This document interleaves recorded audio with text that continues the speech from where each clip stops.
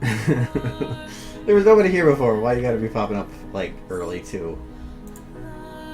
What was I doing here?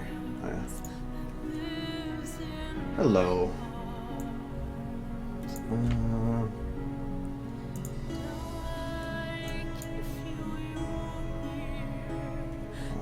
Trying to get this thing in. Okay. Tuesday 8th, right? Yeah. So, hello for the probably 2 people that are here.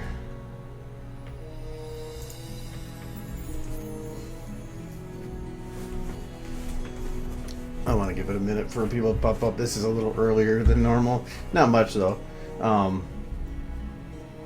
Yeah, I guess. Good point. Where do we hit? Yeah, I voted. Yay. That was why I did plan on trying to have the streams for Tuesdays and Fridays at 5 now, at least for some amount of time. But I had to vote, and I took that as a priority.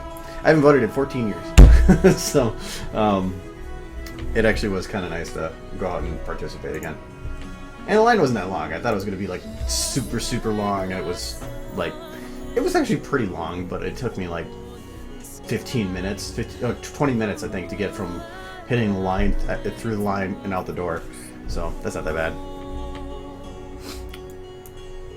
Anyways, so yes, grass hat dash. I took the grass hat off. I did some extra work on this actually. Though I don't know if it's working for this angle. Oh no, kind of. I might have to play with it a little bit though. I had added some extra little light bits from here, and I think over here too. I was trying to figure out a way to put them in here, but it wasn't really working very well. Yeah, I guess Kitty decided that Kitty wanted to take a nap on my bed, or just clean himself. What are you doing? Put the dolphin. I have this thing with the dolphin that when the cat's in the other room, usually after stream, I grab the dolphin and I go around my door bit, and I shake the dolphin around. The kitty looks over like there's some demonic spirit that has summoned the dolphin to my door, and we'll watch it because it doesn't know I'm holding it, and we'll just watch it intently. My sister gives me the play-by-play, and it'll eventually start coming around the corner, and I'll just drop it right in front of the cat, and I just do it all the time. So now when the cat looks at the dolphin, it's like, what is this thing? So, but he's okay with it now. So, all right, I think we got more people here. We got Aggie, that's good, and Iron. So yeah, I've been working on this video more because now that I'm in between, or I finished the last project, I can get back on this one. And the only reason I stopped working on this one before is because it's been so long since I read the story, I didn't really know what to do for it anymore. So I decided I wanted to reread the story first, which I did. It was for our local group's book reading, so I had a bunch of other people that read it too. And now that I have in my head a little fresher, I can start actually moving forward. So I've already worked up what I want to do for these shots. That's why all the text is and why this is fatter, because if you hold control the mouse wheel, you can actually do that. I still have this. I separated these ones, but I don't know quite what I want to do for it yet, so the timing's down, but I still have to figure out these parts. And I think the song ends around here. Yeah, it is. So, and this isn't going to be in the video anymore. I couldn't really think of a place to put it, so it's probably just going to be put it as something else. I might just render this out as a flash something or another. I don't know. I might do something with it later. Oh yeah, no, we have that stupid picture.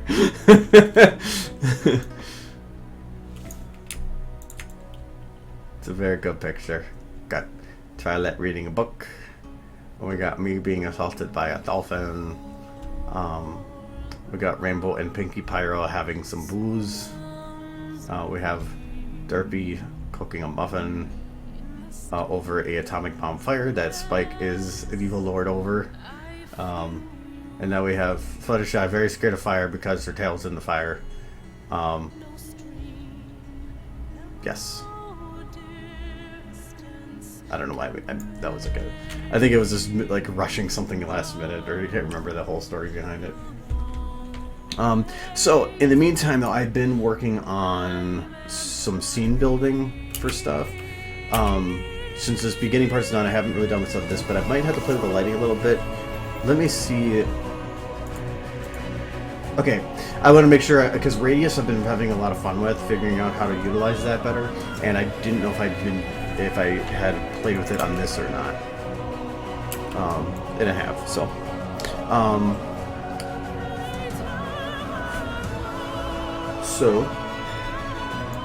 But in terms of scene building, I have been working on Citadel, which is this immensely large scene build here. Because I'm trying to recreate. Let me pull it up here.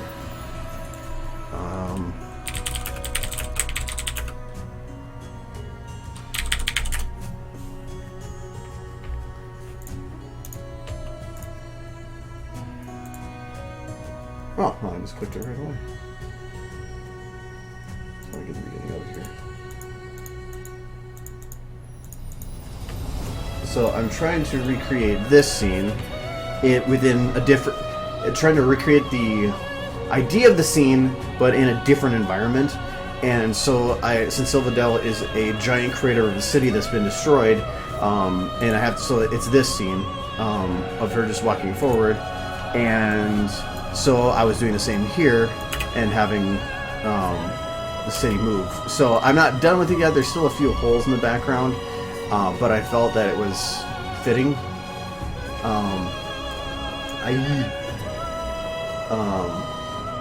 It was so that it was working kind of. Oh, well, actually, I might need to play with that. How these two are angled, it makes it look like a weird broken version of the same one, but they're actually separated from each other. Let me do that quick.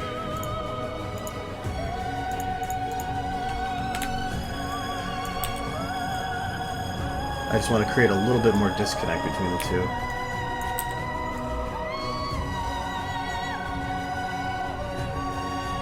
Probably going to push this one forward so that you can actually see the base of it. Okay, that's better. I don't like what it's... But, so this seed build is actually not that complicated. It just has a lot of models in it. So it technically looks like this.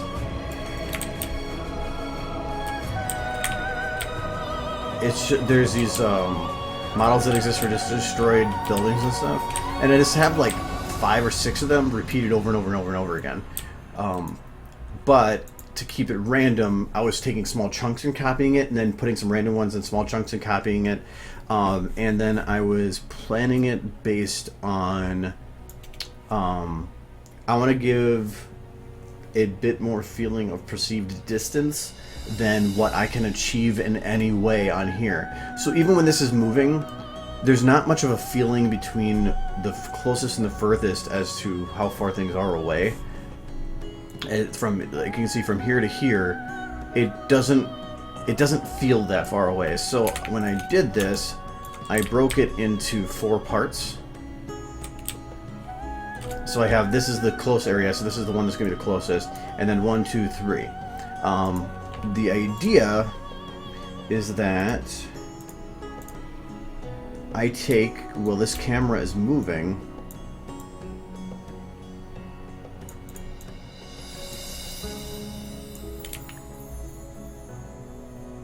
I can't remember the direction it was. I think it was left.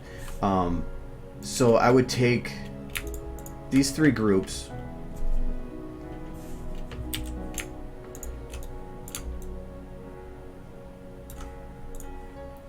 and I haven't done it yet because I haven't finished the scene build, and just shift them a little bit this way,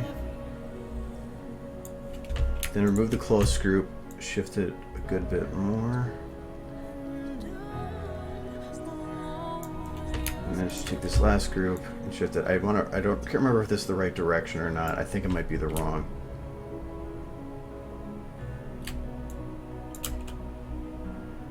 Yeah, that was one. So what that does is it gives, and I'm going to turn off this other camera so it's a better shot, a perceived a feeling of increased distance, where the closer stuff moves at a smaller, less than the farther stuff.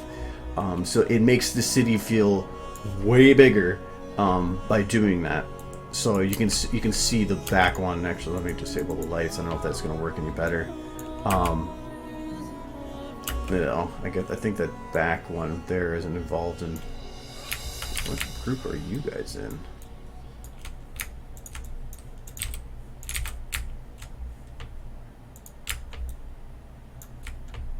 You're not in middle group. You're in far group. Lies.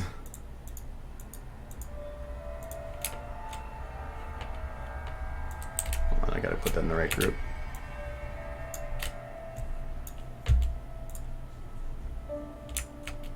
Where are we going from here? Oh, wrong way. Where do Ooh, that group. Okay. It's not gonna move correctly still, but so that's the idea behind it. are we all blind? And it actually works. I fear. How do we know? But then I didn't like how the lighting was looking because it felt so Where do we go? together. Like it felt like everything was so evenly lit. So I took one beam of light and added it behind here so that I could add some stark lighting here and it worked. And then I have I think it's this one. So back here, there's this area right here. So I added a light that actually hit this area back here that's stronger, and then added a light ray that came down. So it looks like breaks in the cloud that are coming down and striking the surface.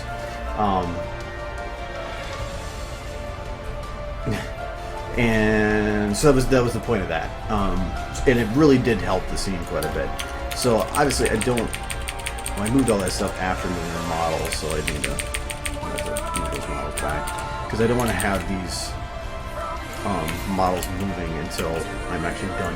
Oh, and there's supposed to be ash falling, so there's a slight particle effect of some falling ash. Though I think I might have to brighten that up a bit, otherwise you might go unnoticed. So let me fix that group thing here. So it's this one to this one. From here. Oh, that's included, not that one. Okay, so we have close, middle, far. Okay. And the other thing too is between these groups, between each group there's a volumetric light that it gives also the feeling that as distance increases, the haze increases. So yeah, that's that. And so this is technically what I've been working on for a while. The scene build actually hasn't taken that long to do, only a couple hours.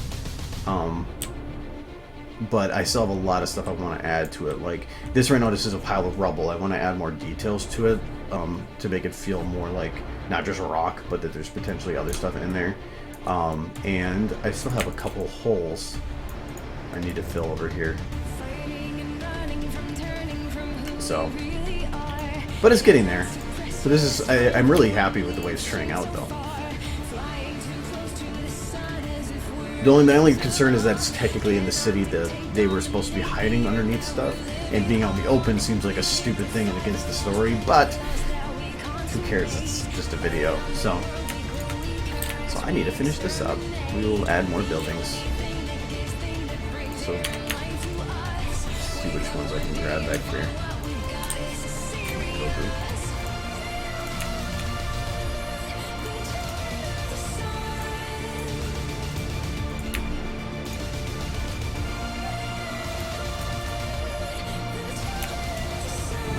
So we need more buildings, but I don't want to make it look the same.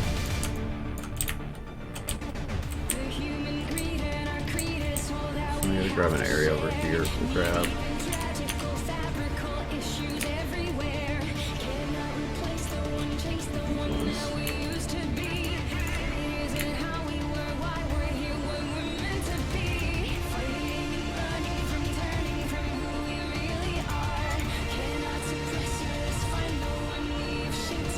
What stuff?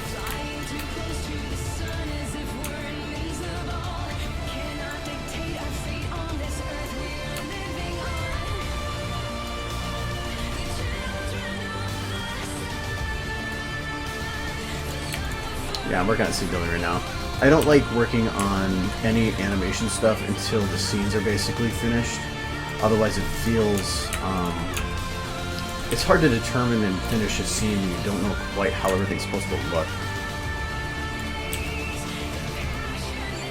I might need to push this farther back.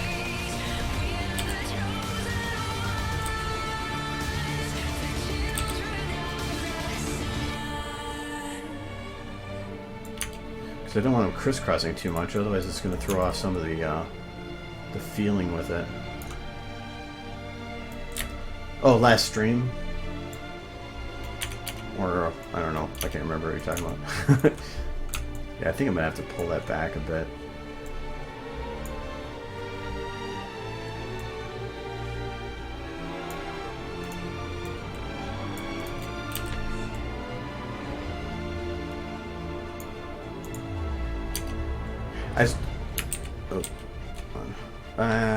Yeah, I gotta pull it. I gotta do it with the light rate too as well. That's locked anyway.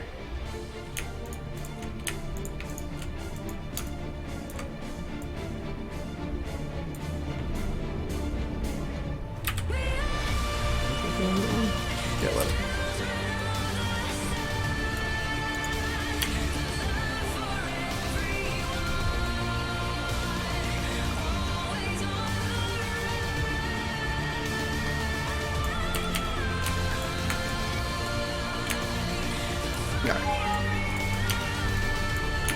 What do we got now? Which group is that? That's so I'm just gonna grab. At this point, I don't think it's gonna matter what model I use to fill some of these gaps. No, but I can't use that one though. That one has a big standout church, and it worked well for filler, but I don't think it's gonna work well for anything else. Not that one. I want. What's this one? Yeah, that's all I want. Has multiple buildings. So we're just gonna take this, I'm just gonna grab it here. It doesn't even, I don't even care about having it legitimately like, oh, well, I need to build streets and whatever. No, I don't care. The whole point is just to fill gaps. It's gonna be blurred. The main point is to make sure that coloration and stuff still match. So like, I had to move like a couple different buildings that were in there because the light was hitting the white on it so much that the white building stood out like a glowing globe, and that kind of goes against having a nice balanced background. I don't want anything catching the eye more than the others. It's supposed to be rubble, and rubble is supposed, in general, is going to be fairly evenly placed. I do plan to add in a couple other destroyed buildings that are like taller, so that do stand out, make it look like they don't really give too much detail in terms of how technologically advanced the civilization was, but considering they're still using swords and stuff, I don't think they're going to be super advanced, so I don't want to like start giving them super high rises that you would expect out of a technological environment. Since it's going to the left, I can cut this off right when able.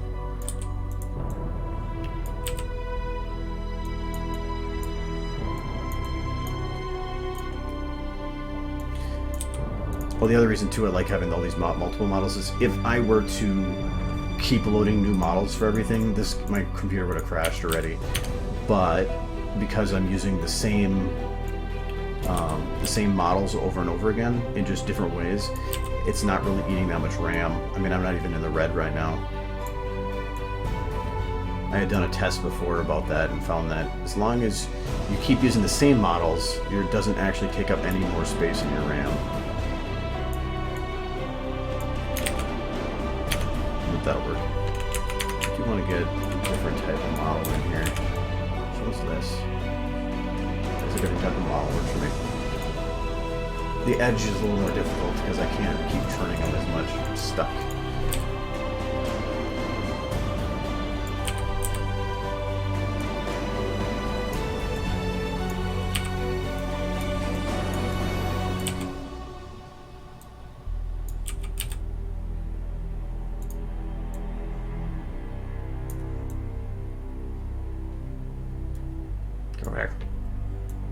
Over there. headache, bye. Okay, that's good enough covered. So that edge is done. I'll copy both these.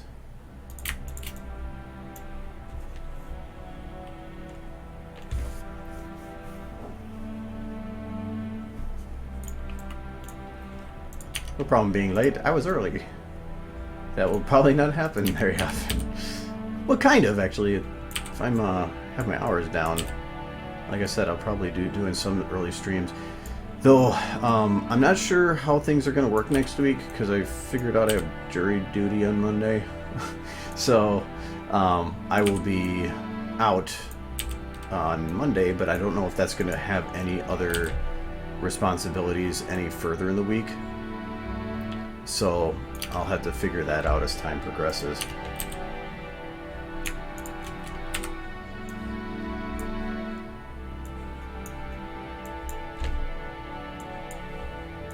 So this has been a civic week.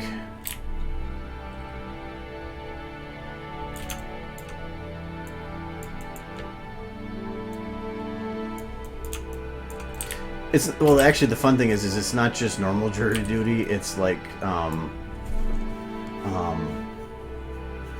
it's not like regional, or it's like state level or higher. I can't remember exactly why, but so they basically have me on a leash for 3 months.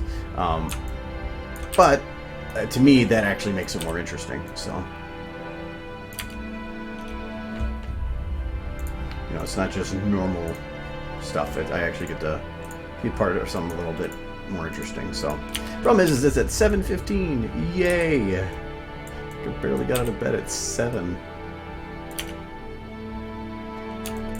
So that'll be the interesting part about it.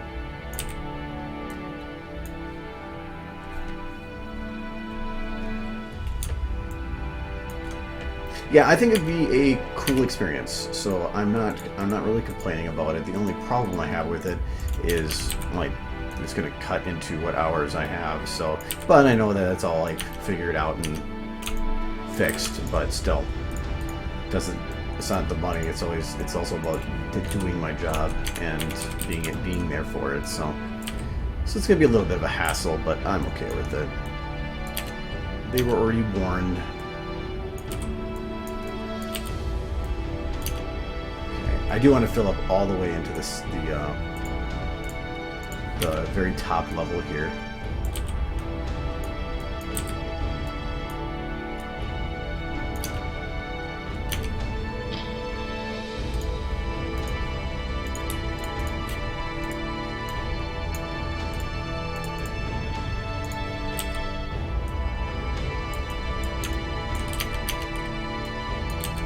This is actually how I did the majority of it, because last thing I wanted to do is have it so you look in the background and go, oh, you can see the repeat point there, and there, and there, and there. I want to actually make it feel random, and even if you have to look at it for a couple seconds to realize it, you get this feeling that things are like pre-constructed and not random. So since there's no way to make it fully random, I'm just relying on doing it myself.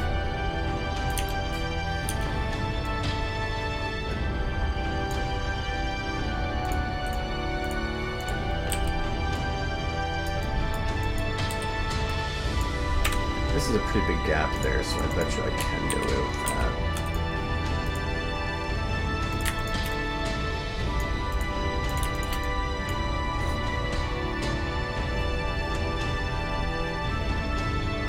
Yeah, it does kind of remind me of the FMA Underground City. Yeah, I completely forgot about that part until now. That was in Brotherhood. That was the part before it, wasn't it?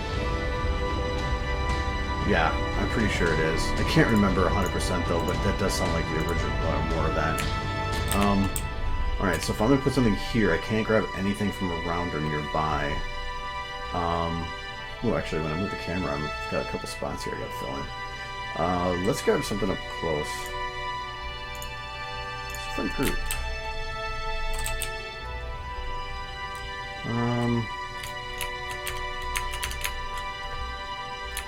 We're not front group, close group. Let's grab these ones.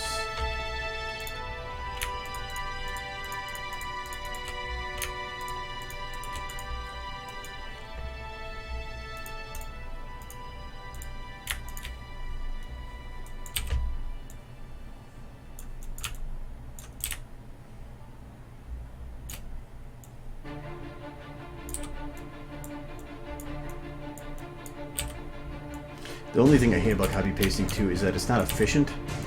I can fill in the gaps with it, but there's probably gonna be a lot of models in it that aren't needed. That are just covering up spots that were already covered.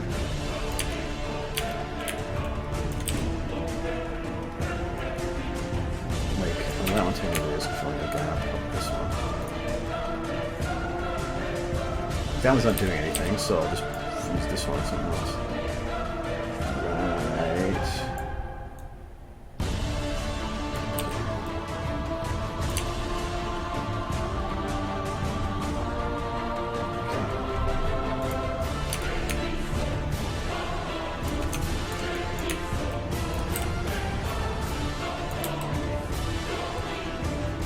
This one is already being filled.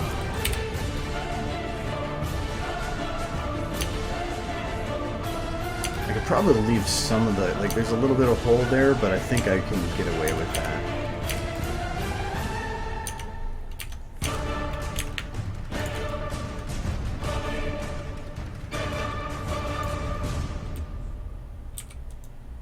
If I do this right, I can probably fill in.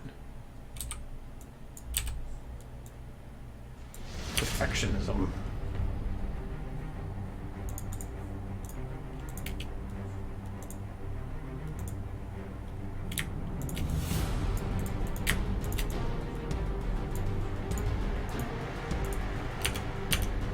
I found it was stupid, but I found a way to crash SFM like no matter what.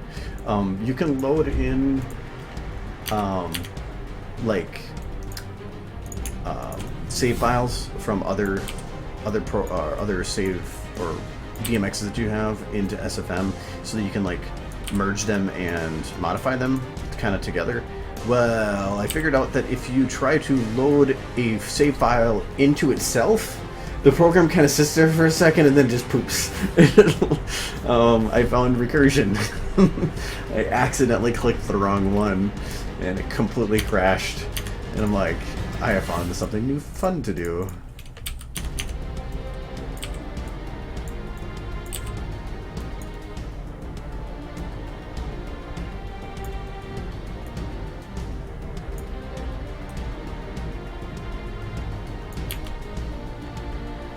Okay, so that fills that hole. That didn't sound right.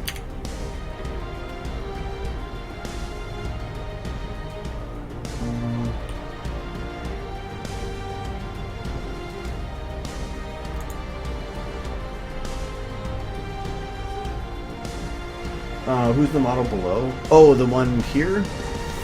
One sec here. I still have to figure out the specifics, but because they never actually specify her eye color, at least that I can find. But that's supposed to be Ember Speak from the book, where they basically only said that she had a copper coat earth pony with red streaked hair. That was it.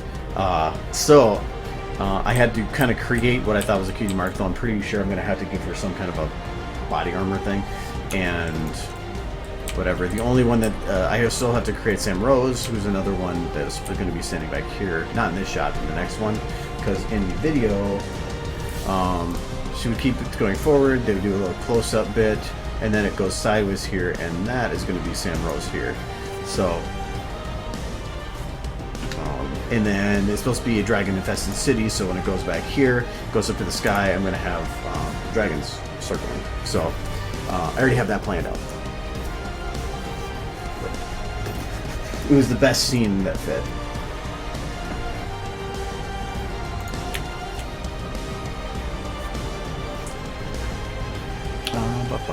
Oh, there too.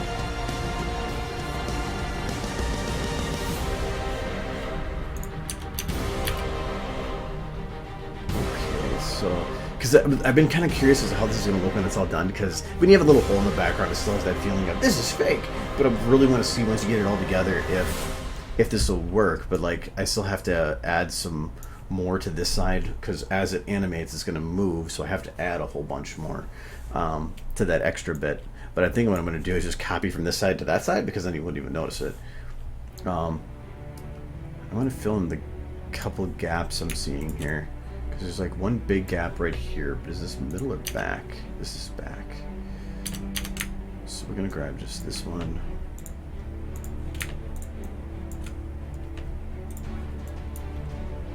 So I like about how this is set up, I can just grab any part from anything.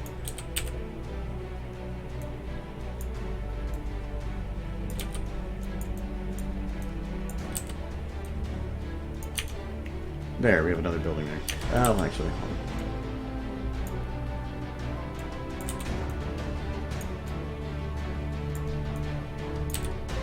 Do that. It was too much, the same buildings kind of in a row. That looks a little more random. Okay, so that's a back group. There's a hole there. But it kind of blends in with the background. Yeah, you don't even notice it.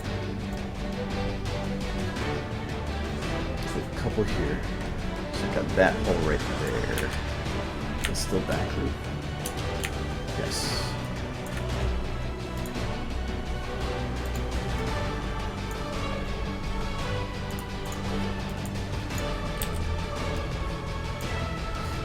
You misbehave.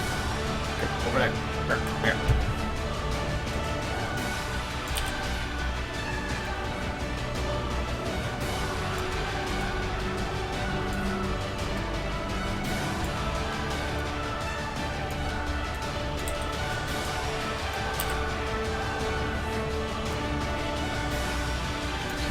And I can't use that same model again.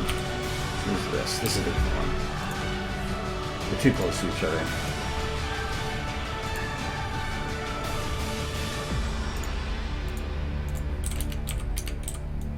What sounds awesome? Oh, the idea for the video. Actually, if you want, I can kind of show you my idea that I have for everything. Even if you haven't read the story, that's not the important part. Cause so one of the most iconic bits from the book is early on. There's a chapter called Cabin, which is just a chapter that has no words spoken, but just describes a cabin that's visited, and it is super well done for the terms of scenery and how it's developed. Well, at the beginning of this, because I'm using it as a base, is him in a wooded shack kind of thing. Well, I was like, well, that would work perfect for taking this iconic chapter and fitting that in.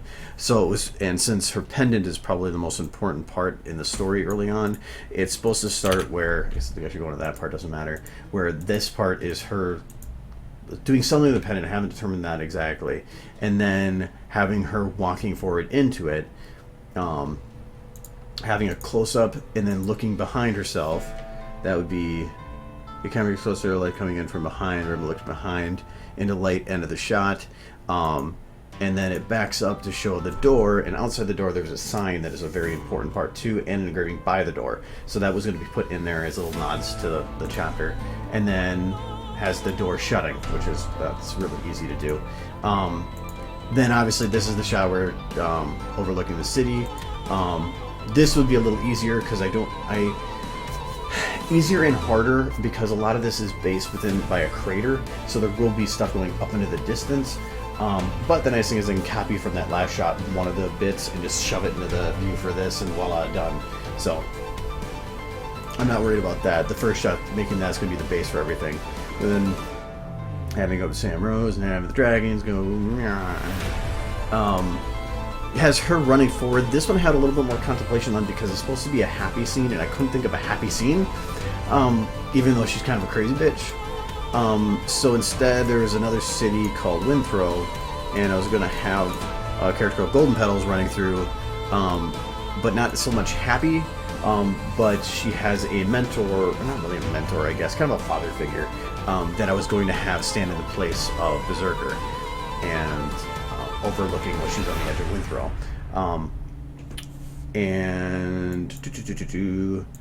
And then, oops, I don't know what I want to hit. Then here, where they have, Lancer, that was it. I was thinking Spearman. That's a stupid name. Well, this is supposed to be. This is a darker scene. I actually was going to use Bairdstone, which is White Mane, which is another Alicorn, and have her overlooking her city or whatever. That one won't be as bad because it'll be kind of overlooking clouds at a height. So, and the city itself is actually kind of self-contained. So that shouldn't be too bad. My main issue was after this scene. This is technically supposed to be one of the early bad guys, kind of, and I don't know how to do that because part of the scene that's great about it is it takes this one character that's being puppeted basically with the person behind them acting kind of like the assumed overlord of that person. It's kind of an implied thing, and there's no characters that match that exactly. There's a character I thought about using, but he is only by himself. There is no secondary character to him that I could put within the same scene. So I don't know how to, if I want to put him in there, he would be by himself, and that kind of ruins it. So I'm not sure how I want to do that, because there's some of the other bad guys I can't show. Like there's Minotaurs, but I can't use them, and to me they were fairly minor and not utilized for a long period of time, so not a memorable bad guy. So I'm not sure. That's why I haven't figured that part out yet. How I want to do. I think I want to use. It's a guy in a mask, so I thought that would be kind of cool. But if I do it, I might have to play with it a little bit to make it work. But I still think that is what I'm going to end up doing.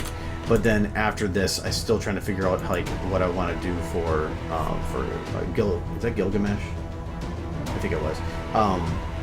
For him, because he's like the ultimate bad guy, and I'm like, I don't know exactly how what I want to have him represented as, but because there's no ultimate bad guy in the story. It basically feels like a bunch of smaller stories progressing throughout the whole thing, and then the main story hits in book 2. So I haven't figured out who I want to do for that yet. That's why I started at the beginning, and I've just been kind of letting myself think about it. But now at least I have a lot of base to work with, so I can go back and start working all of this stuff as I work on the details of this. So I know you have no idea what I'm talking about, but in terms of the book, I know I've read it twice, and I'm still reading the whole story has progressed since then. But so I'm trying to figure out how I want to do these. But that's at least the ideas that I have for representing it. But this was the scene I really wanted to say, can I make this work? And so that's why I did it first. I have the idea or the mindset usually of start with the hardest thing, because if it's not going to work, or in the end, I'd rather figure that out early on and not once I've done all the easy stuff and I'm just stuck with the hard stuff. It's a good story. It's a story I would definitely recommend it, but do know that after book 1, it leaves a lot of questions that don't get answered for a very long time. But it definitely is, you get hooked on it. I mean, it's still being written, and it's only at 3.8 million words. But it is definitely probably my favorite fic out there. It even beats Fallout Equestria still. So yeah, obviously I wouldn't put the kind of time and effort into something like this if it wasn't something that I felt was worth it. Okay, so a couple more here. So this is the camera's line, right?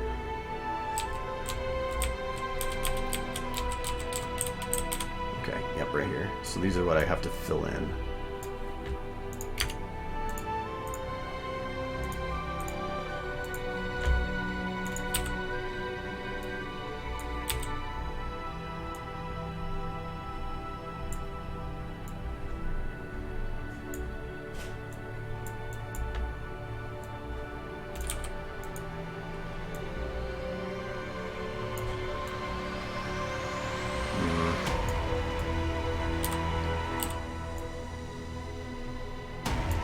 Don't like that this is the same building. I'm going to utilize this one a little lower.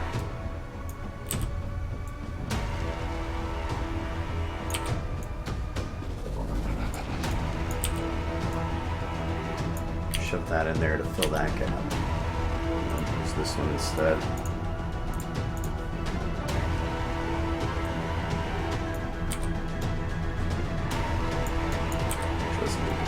Below it, but all I have to do is stretch it outside of the camera's range. Ooh.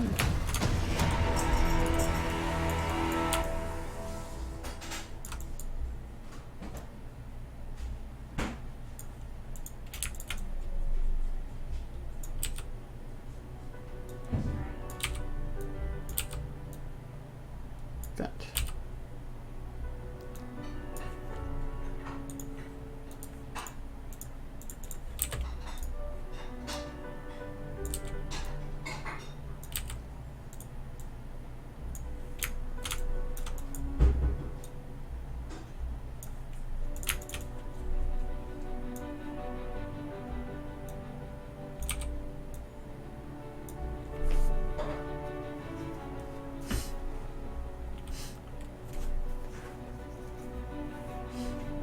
You're still the first chapter of the whole book, because first chapter is only like 1,000 words long. First chapter is actually super good because it leaves it gives a good setting without giving away too much information. The reason one of the reasons I like the book and I started reading it was the fact that I don't like spoilers, and the book really gives you absolutely nothing to work with. So the description of the book is only 4 words long, and it gives a picture of a mountain. That's it. You only have to go off of the fact that it's a well-known author and everybody else's opinion.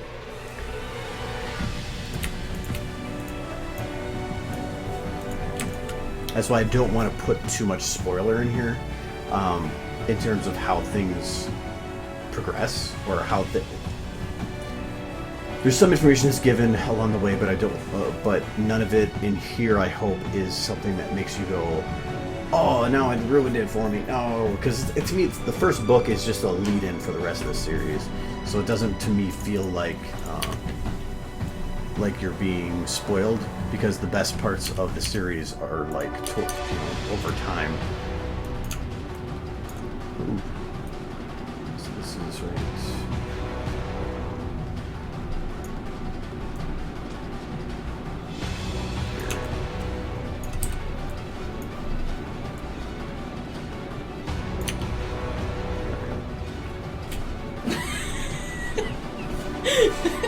I knew you were there. I just didn't know you put a dolphin on my face.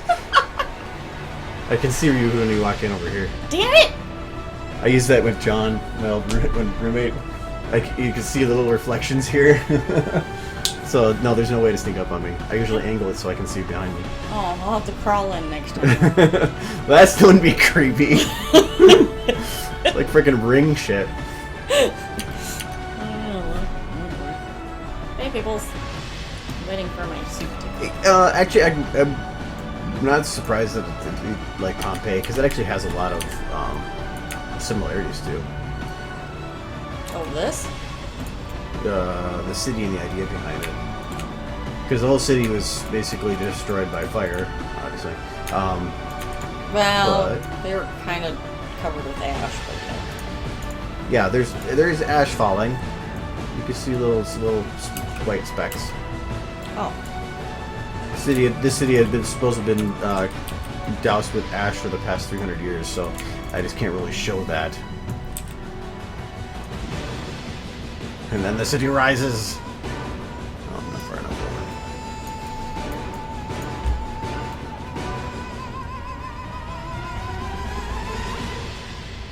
The way it shakes when I'm trying to move this, because when you're trying to change direction at once, kind of reminds me of something like a Monty Python. Yay! yay! We'll have fun. And then they rejoiced. Yay! I'm so excited.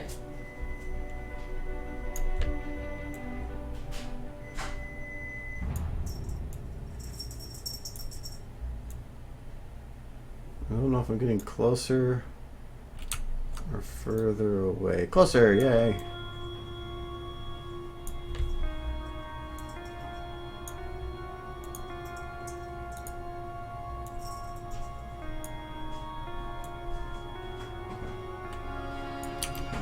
Fill that gap.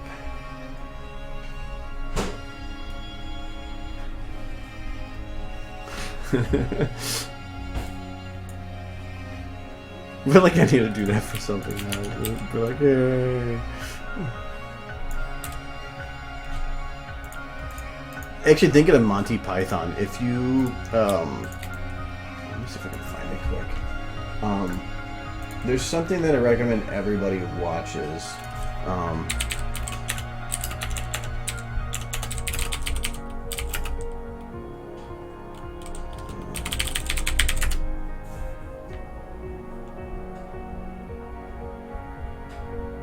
find the full thing here.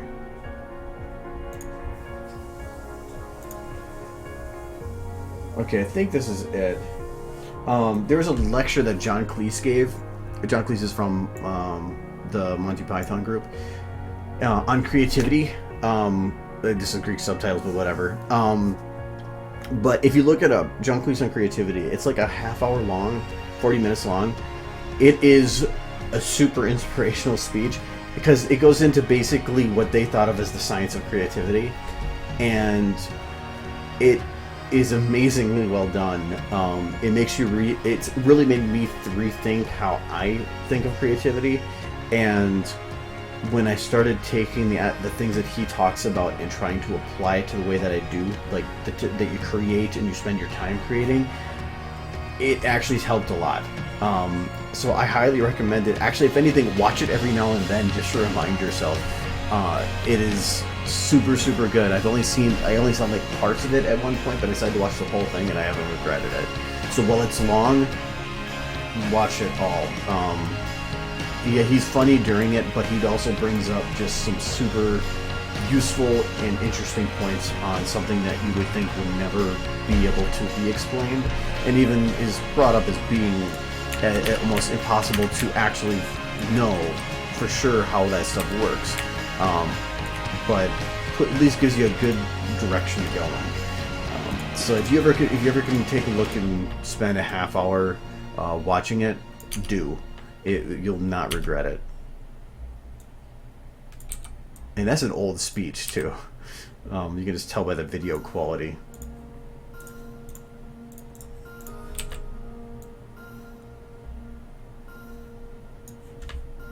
Remember when you said together till the end, we would stay together, chasing down forever. Yet here I stand alone on this broken road, searching for my shattered heart, the pieces scattered. Every broken promise made. Yeah, it's old. Like, I mean, I think it's from the 80s or something.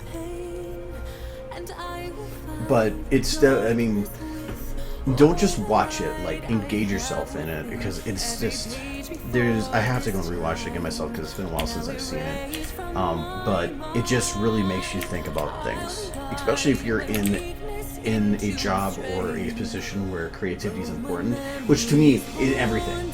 Even if you work at McDonald's, creativity is important. But I think that it's just I don't know. I have to rewatch it myself. Oh.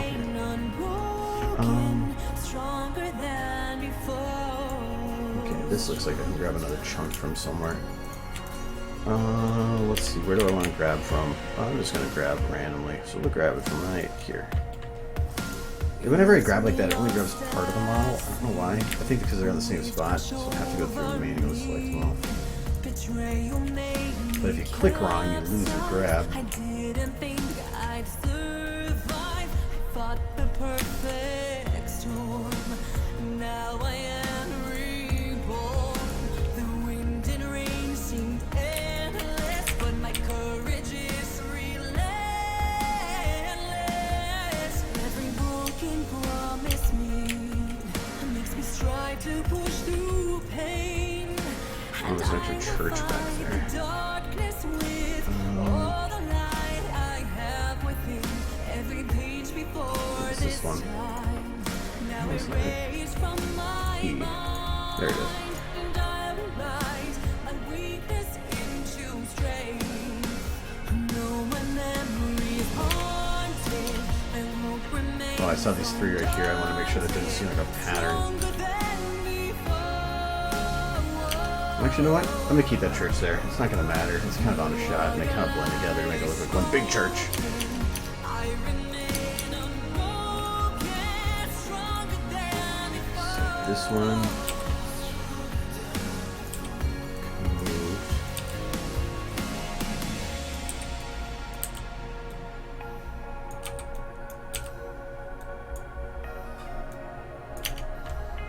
Just kind of fills some gaps.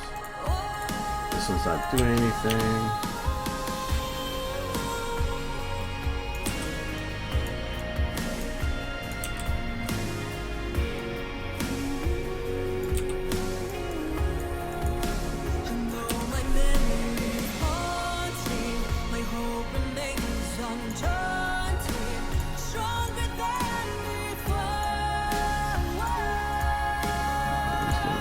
This one's not doing anything.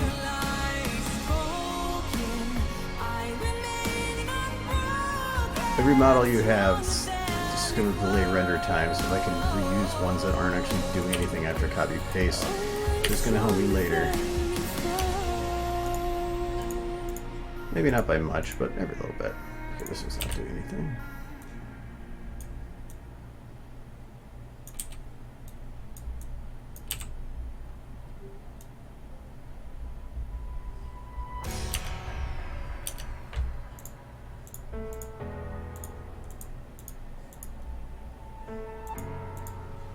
That one's not doing anything.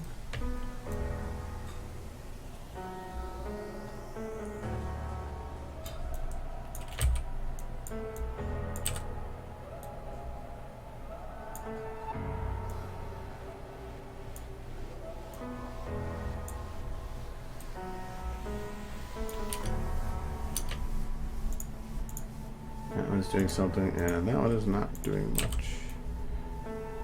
No, it is.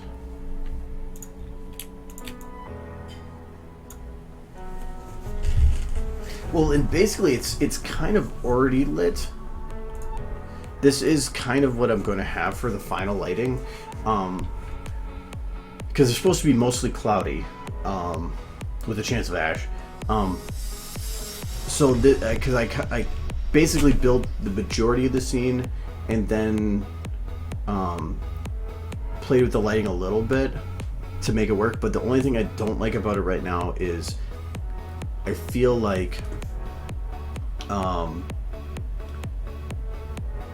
the rocket that she's standing on right now kind of feels like it's on its own a little bit, so I need to add something to make it feel like it's still a part of everything. That's why, I mean, the rock right now is just so I had some kind of a detailed base, but I need to add like some things that add the color of the background to the foreground. That's why I had these buildings that were this front row, so that it gives a feeling that she's still within the city. But I think what I need to do is add like a building really close here that's like blurred a little bit.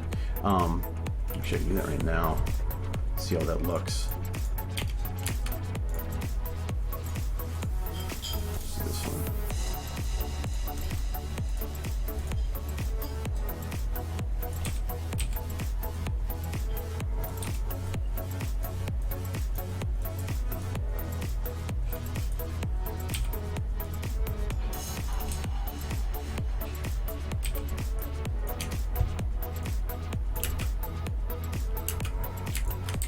Possibly even closer. Because it'll give another layer of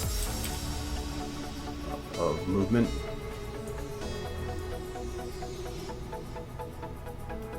And I could actually add more to it too. Let's see what this, no, I want to do this one.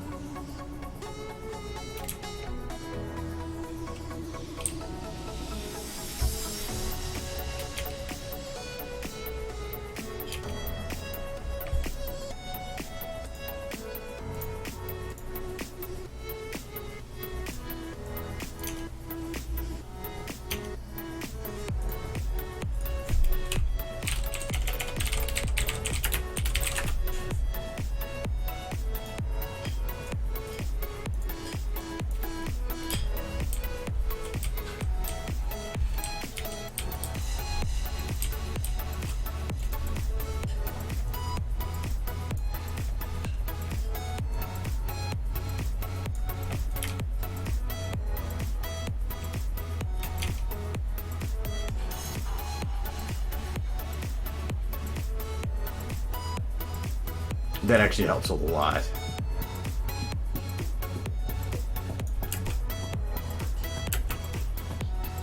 Yeah, holy crap, that'll definitely make a difference. I don't know if I'll use those buildings in the end.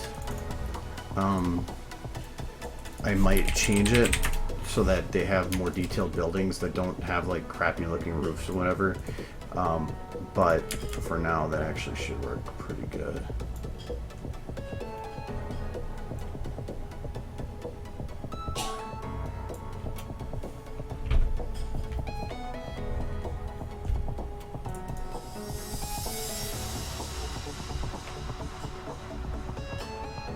Jesus.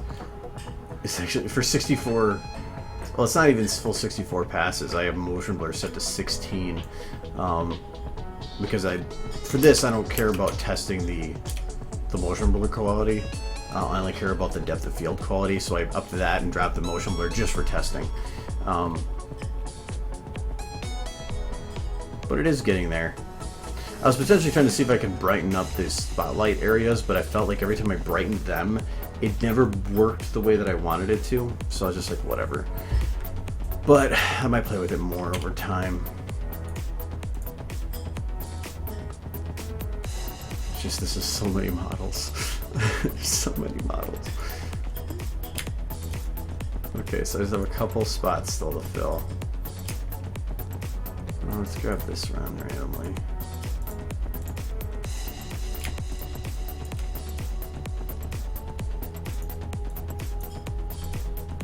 I bet it's going to be the one I don't want.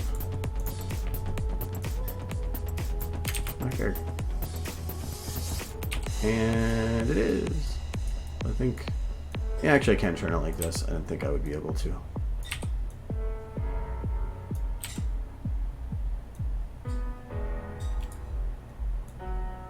Actually, it doesn't really... Oh no, I forgot this is going to have this moving over, so I do have to fill in more in the foreground here.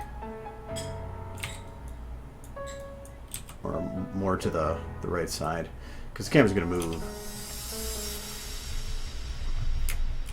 Do that one, and then I can do the regular, this one again, just turned around.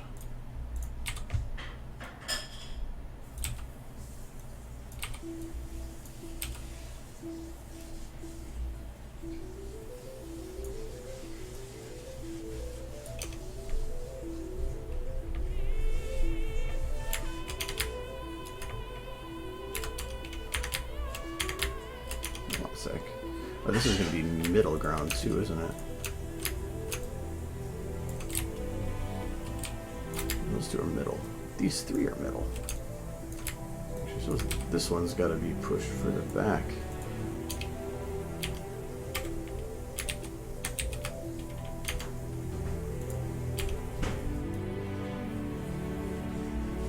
I need to make sure there's at least some line of separation. I'm not having a good job of doing that. So these three are three. Oh, that's the front one. So I got these two are in the middle, and this is the front header. Hello. Oh, thanks for the compliments. I thought it turned out pretty dandy too.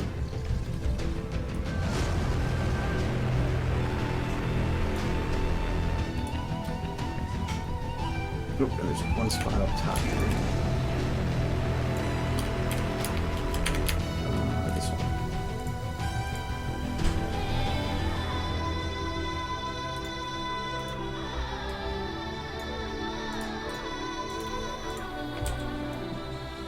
Oh, good. Got that one.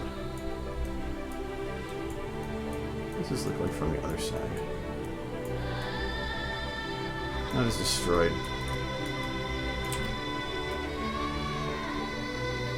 I'm actually going to put this one over here. I'll grab a different one.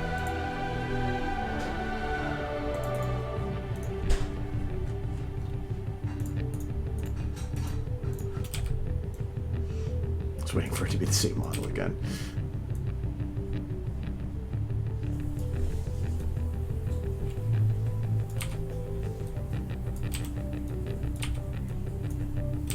Okay. So that basically fills in all the gaps I care about for the first shot, or the first wave moves.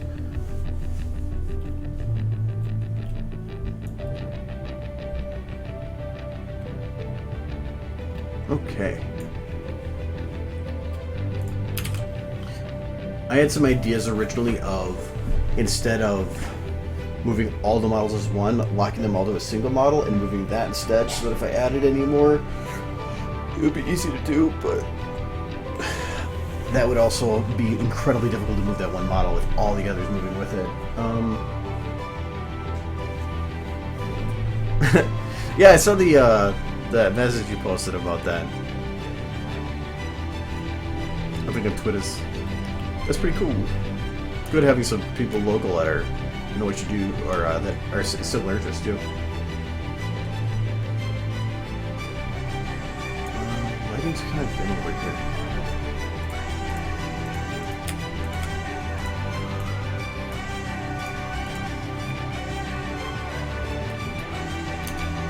I wonder. Oops.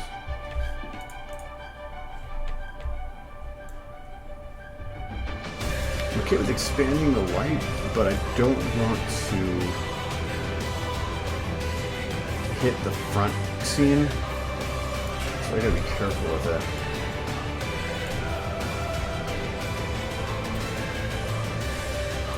But I'm okay with this area being darker because I think it works better for contrast.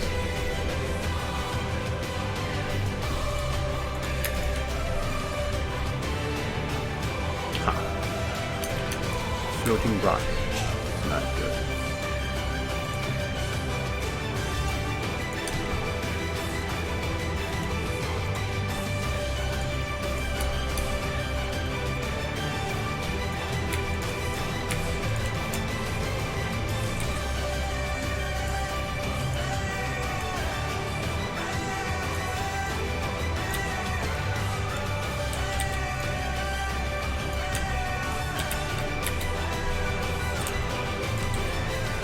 Because the camera shifts around to the behind, I have to make sure that anything I do ensures a flat surface from behind.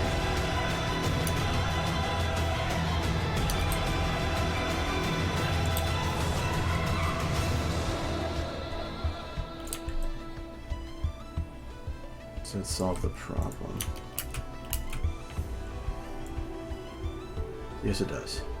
No more floating rock.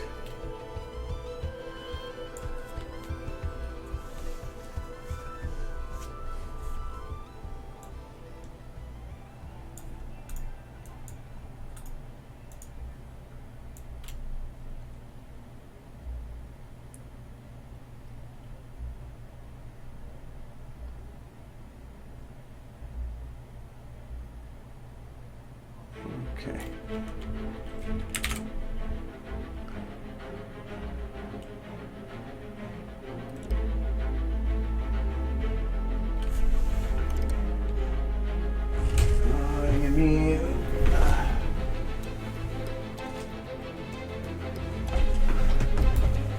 This one?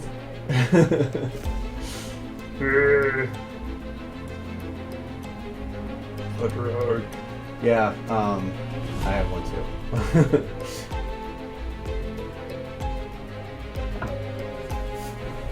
Yeah, they're like, it was either tempt on the blind boxes to get one for like $6, or the person was selling the individual ones for like 10. So I was like, well, I'll just buy that one because that's the only one I really cared about.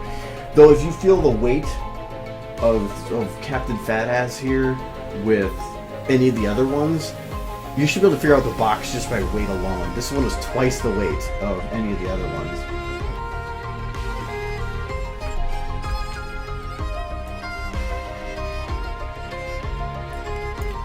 I was thinking about a taller building, but I really don't think it's needed.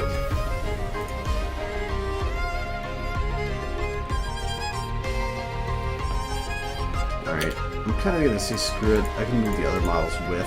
I just need to figure out how many models I need to add, so I'm going to animate these groups now.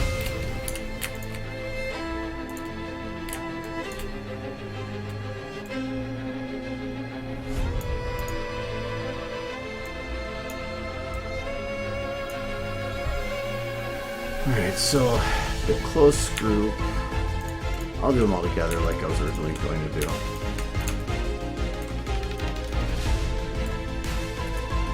If I remember, I have to go this way with it.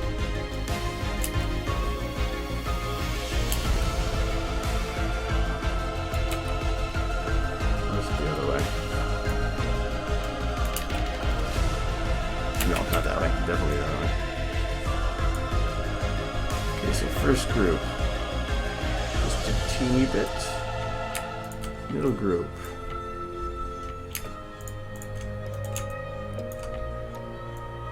Go a bit further. The back group. Go a bit beyond that.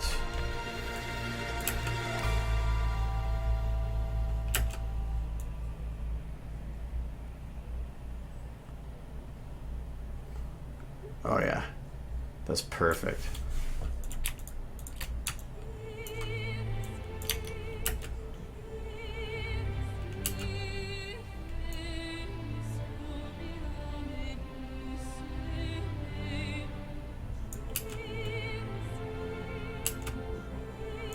Actually, the one thing I forgot to do was to move the light rays with it. That's fine, I can do it manually.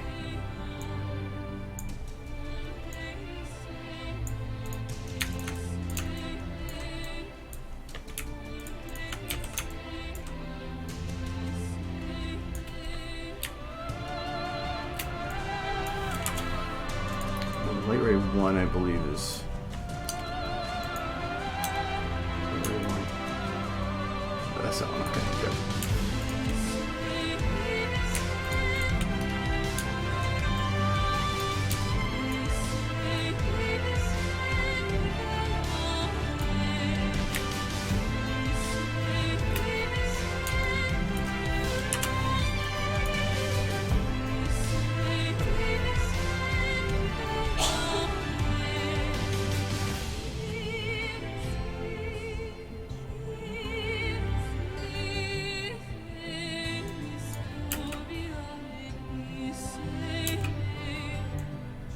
Okay, now the other thing is to take this one that's really up close,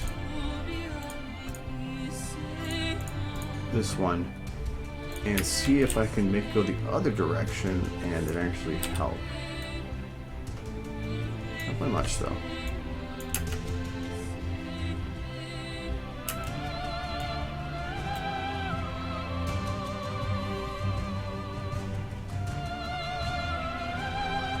I think it does.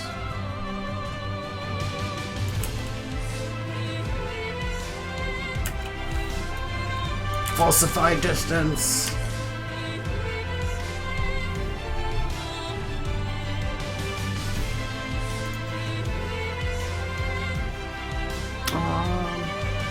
Sweet.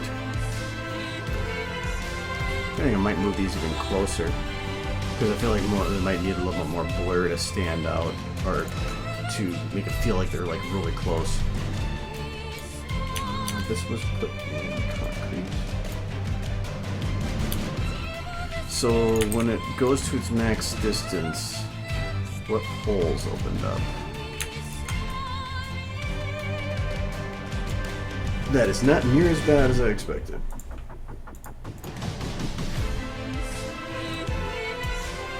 It looks like there's a little bit for some of the...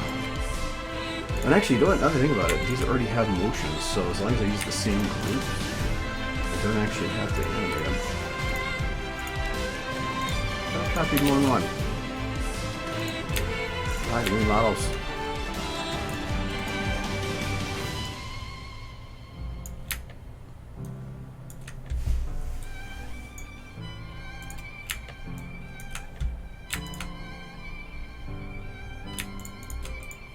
I didn't actually copy.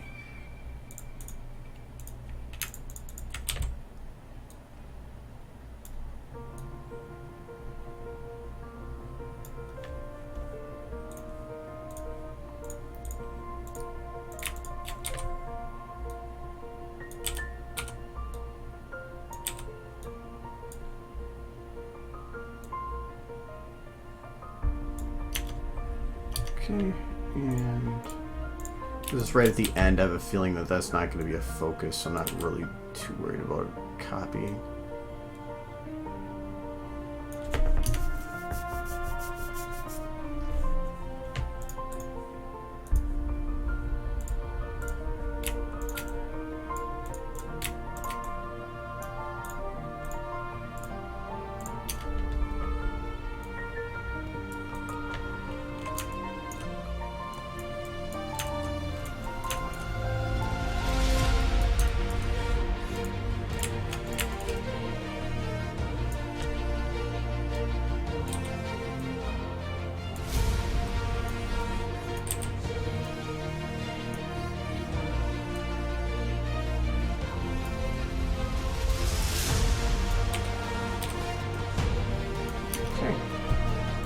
That was filled. Now it's got to do the one down.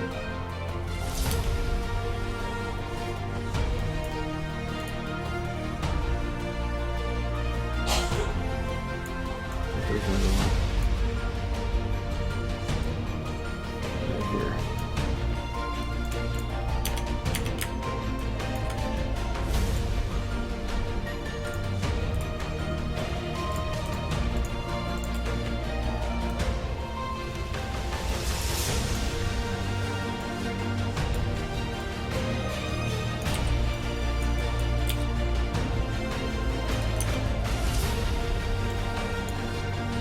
Don't like how close that comes to the edge, but it feels not going to matter, so I'm not going to bother.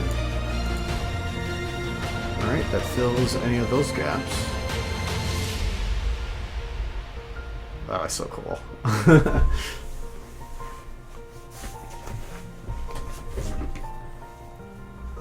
Mountain God's not mythical.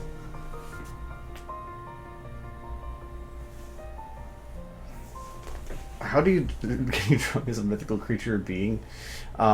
Sure, I don't. I don't know how Mountain God would be portrayed, but enjoy, I guess. Okay,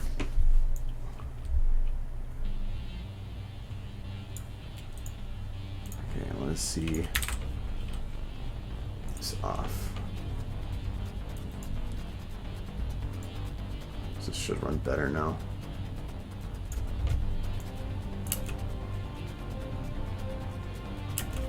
Yeah, and I have the light beams on the front here, like turning. Though the front ones actually should be moving with the other building, which is to the right.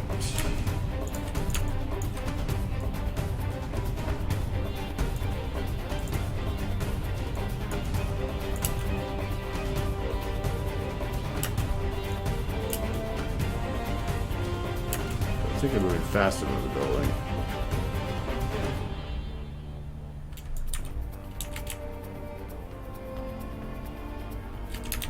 That doesn't feel right without having it moving in some way or another.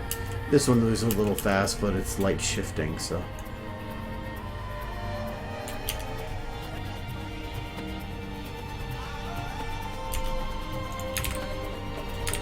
Oh, there it is. Done.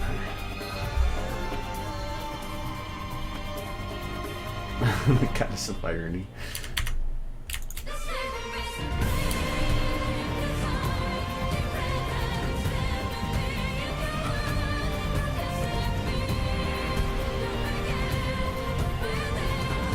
Well, this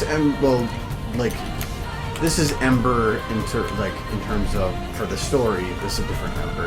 It has to get confusing, but it's a. This is,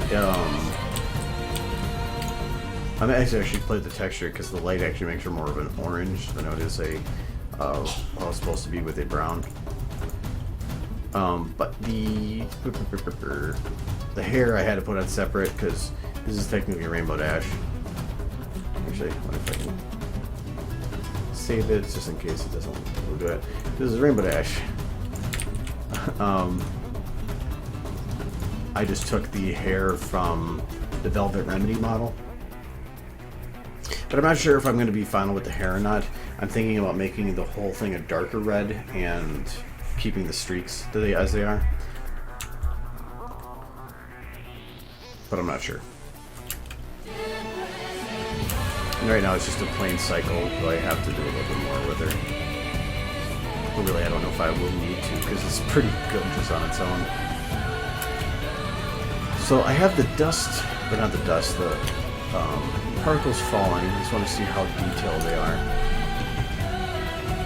You can see it, but I'm wondering if I need more. Right now I believe I have 3 sets of particles falling in a triangle. Yeah, here, here, and here.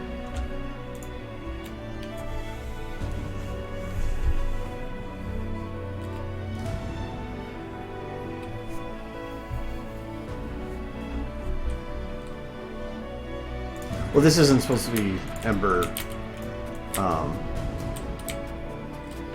like the dragon Ember. This is Ember Speak.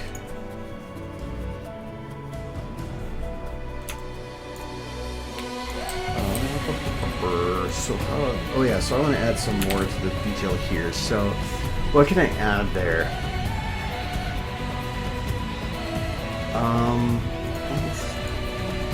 Look up rubble. Rubble's dangerous because usually it's a group of rubble and I'm on an uneven surface. Probably wood. Right now it's all stone. I need some kind of a broken wood on the ground. Yeah, she was, I mean, I did not know what I wanted to do for the model. I just kind of threw something down there, and I have to wait for those to load. I kind of just, well, I had the colored names, but there was no actual reference. Like, I don't know what color her eyes are, so I'm going to, I put yellow for now because it kind of works, but I don't know. 20 statues?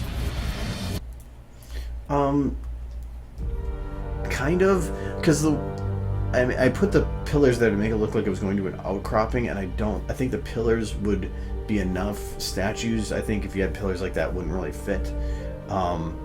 Plus, I don't want people having the immediate assumption that they're other, like, dead things or something else. So I wanted to keep it fairly simple, but at least enough to detail it. So, but like some of those broken pieces of wood are not going to work. Ooh, something like those kind of.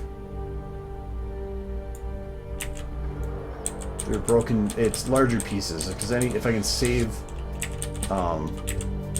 like this and stuff, if I can save having to create the chaos myself, it's great. And why redo what somebody else has already done?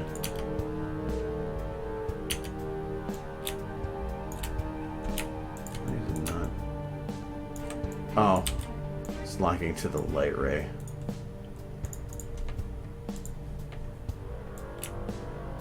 There we go. Why is there a separate bone?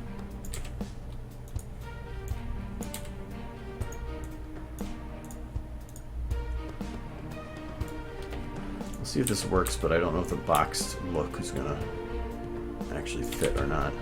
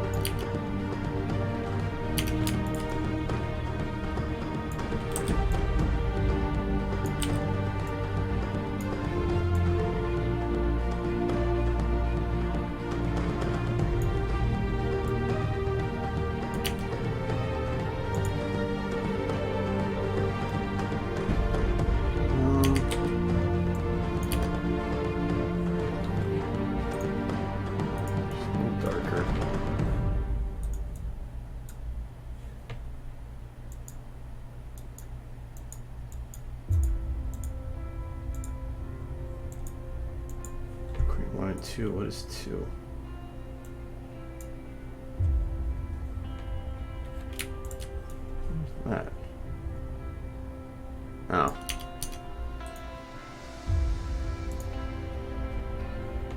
I'll keep it like that.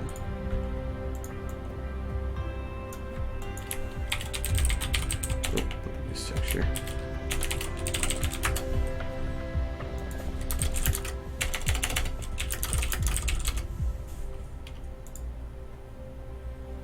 Here, it blends in a bit better. I'll keep that for now.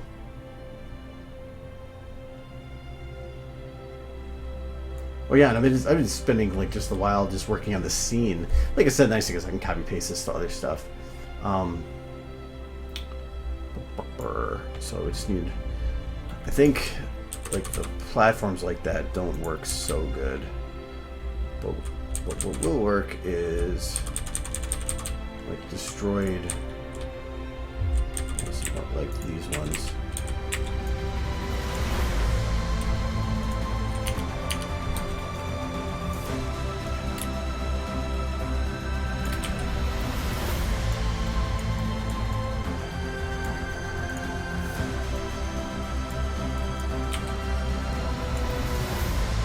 I don't want to turn, like, go up to there and try to figure out a perfect position to place it, like, at that level, because it doesn't matter what it looks like at that level. What it matters is what it looks like to the camera. So I want to make sure I try to stay at the camera's viewpoint, even if I'm zoomed in, so I can see exactly the angles. As long as it looks okay from there.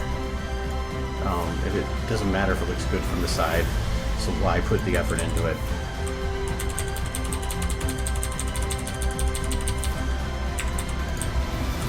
These pre-made destroyed stuff is super useful. That's why I like working in Fallout and stuff, because there's so many resources that exist for stuff that's already been destroyed.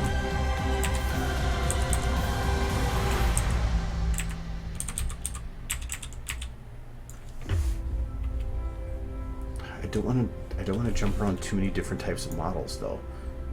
If I do, the coloration is going to differ so much that it could look like just a whole bunch of just random stuff blew up. So I think I might stick around with doing these kind for a little bit.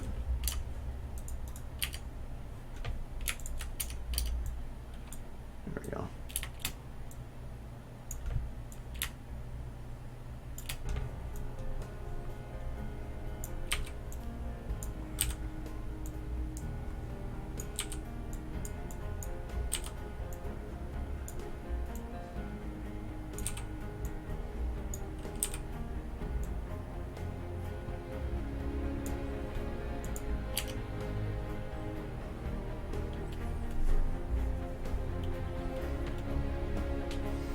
Okay, it feels right now like the wood stands out a bit, but I feel like if I just keep adding more to it, the detail it'll start blending in more.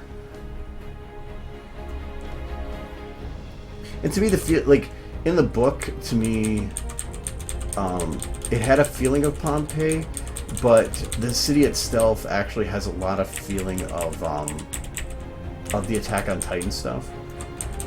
If Attack on Titan had dragons instead, because the way that a lot of the people fight and the way that the gates are set up are very much feel like Attack on Titan with it. Oh, see us go.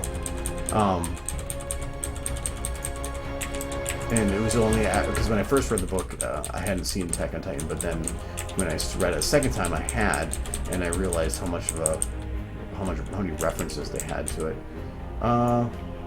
Ooh, destroyed carts could work. See if I can find a place for that.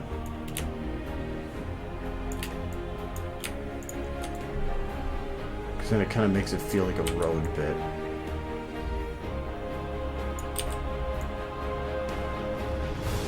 But I have to make sure that if I'm going to have any clipping, that it works. Like I can't just have a big old rock clipping through this thing without, because it would just look weird. But if I need to watch the lighting so that things look balanced. Like right now, this side isn't very well lit.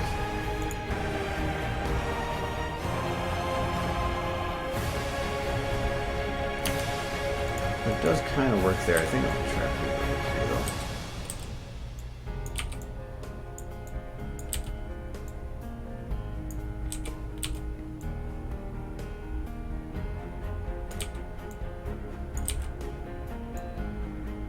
See, like this wheel back here is not even near the ground.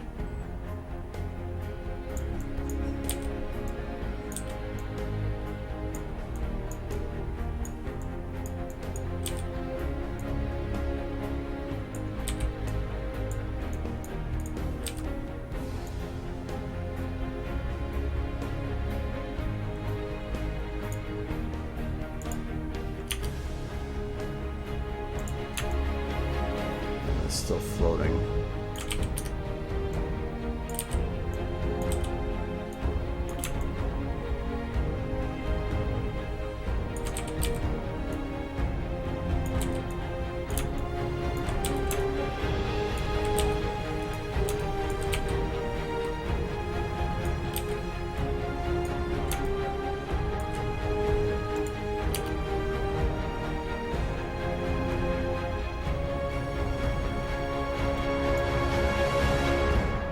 That could work.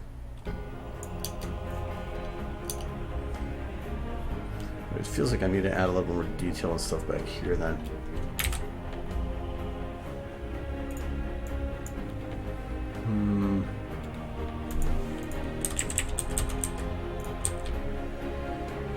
This would have for wood. No.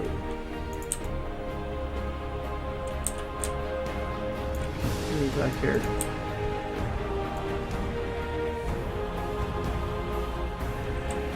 Shredded barrels? No, that'd be really hard to work with.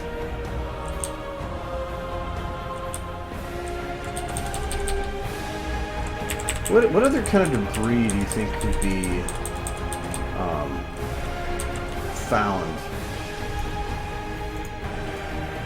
That could work, but I just don't think I'm gonna be able to place it anywhere.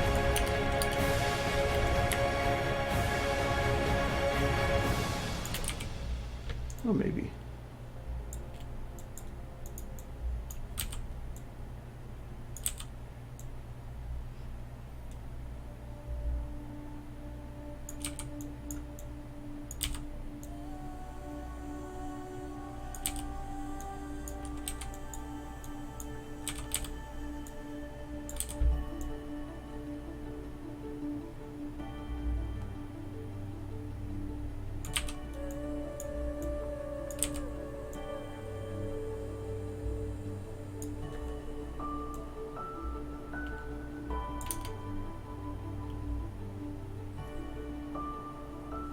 I feel like it's too much. Tin actually I can't do because technically in the story the dragons have collected all the metal in the area, so technically any metal that's at least at this part doesn't make any sense. So anything shiny doesn't work. How long does it take to render a video? Depends. Like this scene is right now sitting at 1664, so about less than a half of what I normally would do. And you can tell down here that number is showing the processing of the frame, and is equivalent to how long it would take to process one frame normally. So there, so that's one frame. But that's at like just under half. So this one would take a long time. At normal quality, which is what I normally do at 128, 128, it would take like, well, let's check.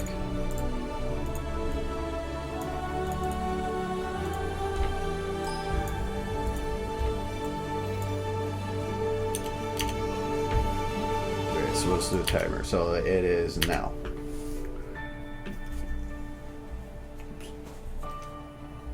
Going forward and done. So, but like on this one, I could actually go through these specific scenes, and because you use camera settings instead. So instead of me using an override for the whole video, we check the camera at every shot. Which actually I found a nifty way to find to set that too.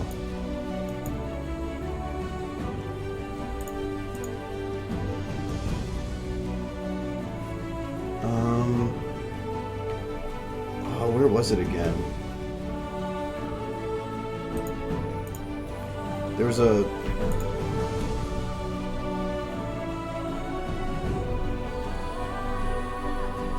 There's a tool, actually, I didn't even know existed on here.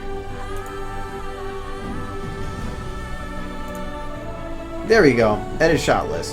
So I could actually go through it, and I didn't know I could do this, but I can edit the shutter speed, depth of field, and motion blur quality for every shot like this. And you can then add notes for what amount of work is needed. Useful for collabs. Because I mean, right now I just have it set for using it that bit at the beginning, but this is actually pretty nifty. But right now it's set to 0, so it's 0 like lowest of low. But I could actually set it to each one. So if, like in this shot,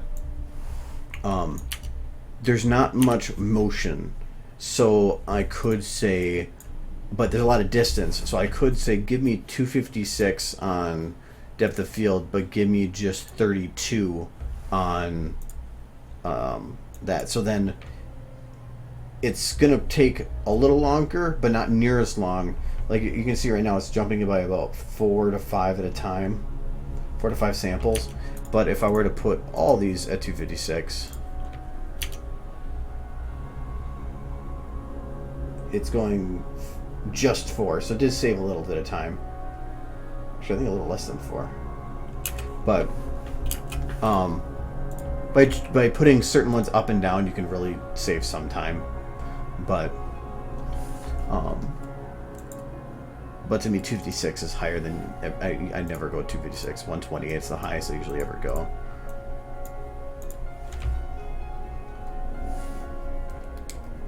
Yeah, I accidentally found the edit shot list, and the nice thing is too, you can export it so that as a CSV, which is it's a type of spreadsheet, comma separated values, I think it is, that's usable in any program. So, but I think it's super useful for collabs, because you can go in here and say when the shot starts, when the shot ends. I don't know if you can import a shot list. Not that I know of. Unless it's under edit. No, you can. But if you're doing a collaborative thing, you can get the status. You can say, I think like you can edit here. So let's say it's 100.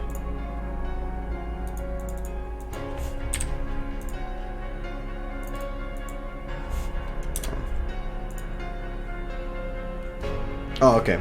So I don't know. I had to play with that, but it is pretty neat. So if you had a huge project, you could actually use this in a pretty cool way. I personally don't see too much of use for it, other than being able to go into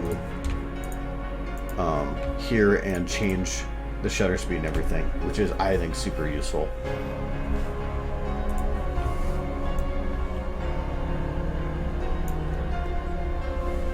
What are my computer specs?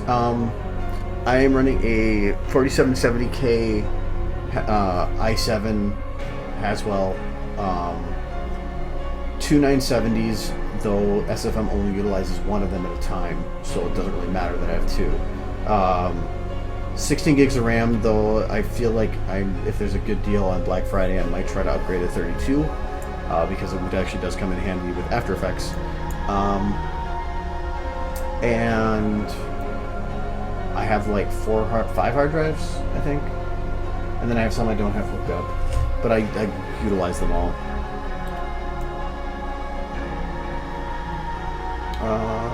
Okay, more verbal stuff. Did anybody say some other ideas for cinder blocks? We can check that. Well, cinder blocks are tough because you'd have to imply that there was a building there to begin with, which usually imply a lot of cinder blocks. I feel like doing that would be tough, and I would have to show some kind of structure. The way I have it set up right now is it kind of has a feeling of this was like an overlook to the city, and so anything that would have been put by an overlook So that's why I kind of kept it a flat looking area here that was just broken up and just some of the stones. I wish I could turn this one down, but it's actually part of this one too. I might actually need to...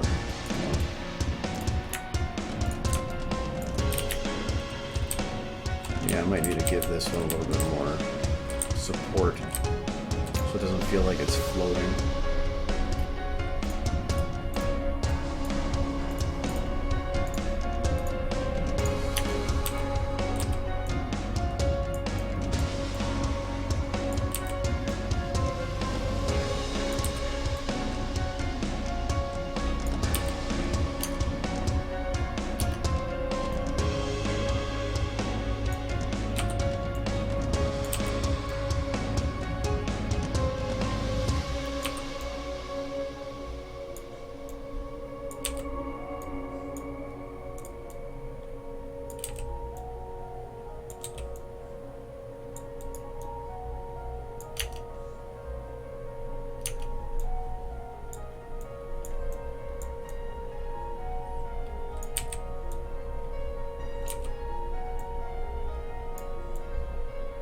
It's one of my favorite models to use for rubble because it has good detail, and if you just mix and match them all over the place, it's hard to tell that that's the same model.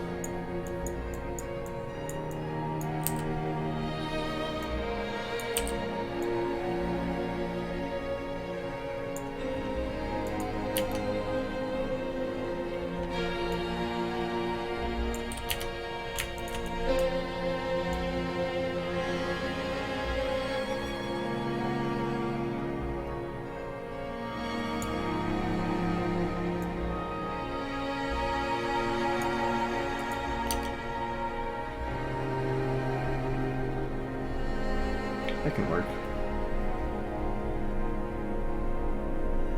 No, to me, there's no such thing as a bad idea. So even if it's not an idea that's used, it's always used. It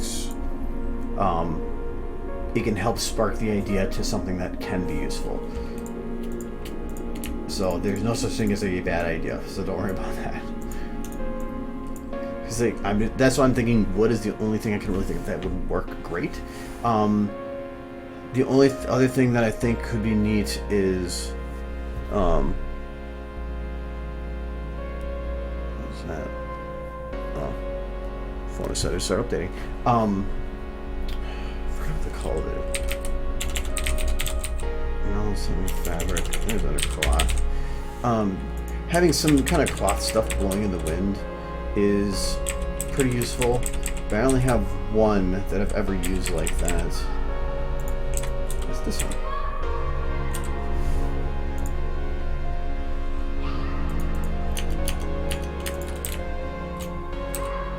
Ah, it's even the right color.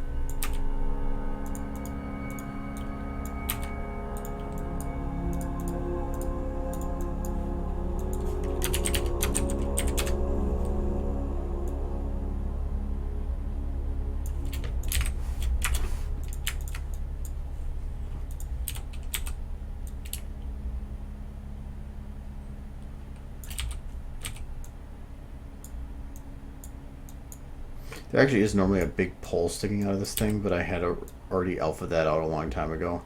But I have to be careful because usually the shadow for it still pops up.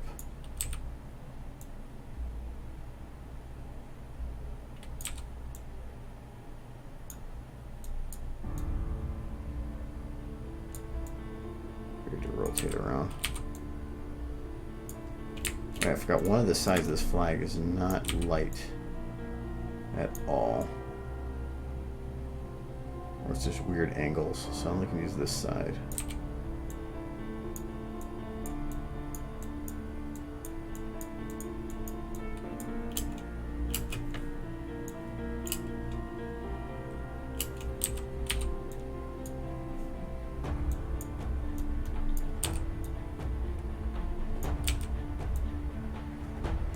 But having moving cloth to me adds a lot to the life of an area.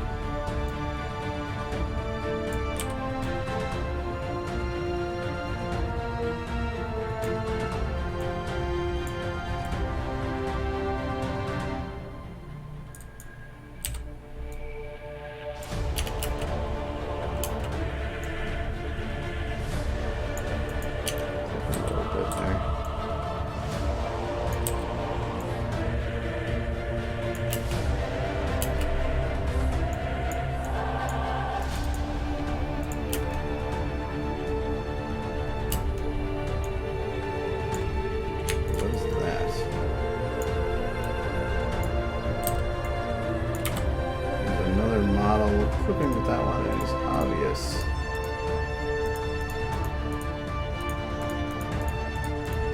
So at a distance, you can see sometimes when the clipping is occurring, and I don't want that.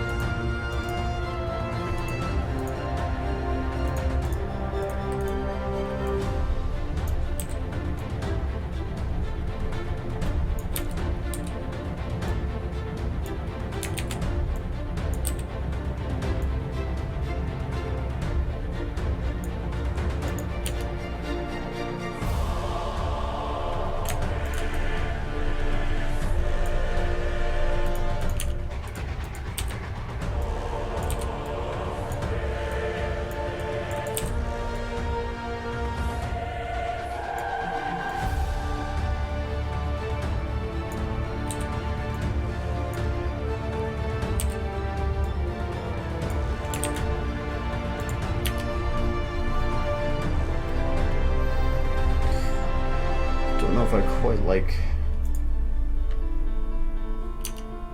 that is placed right now. I could just place it like as a flag of some sort. I'd be like jammed in the ground like here, but I just don't think it'd work quite the same. Having it laying flat is, I think, the way I want to do it.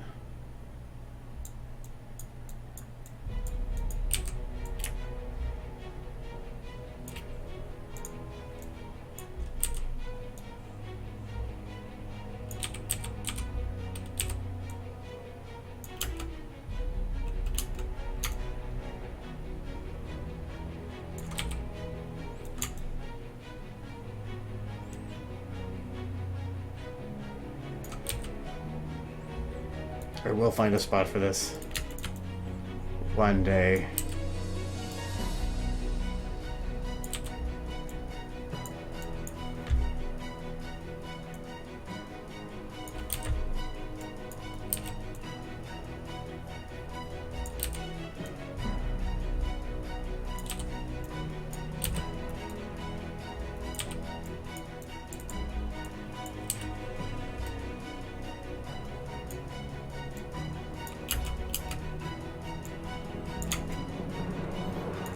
I think I'm gonna find a place to lean this just without making it awkward and angle.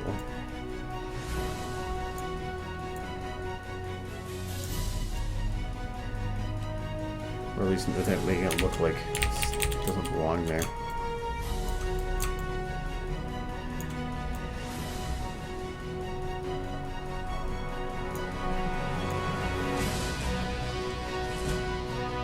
This will make this work.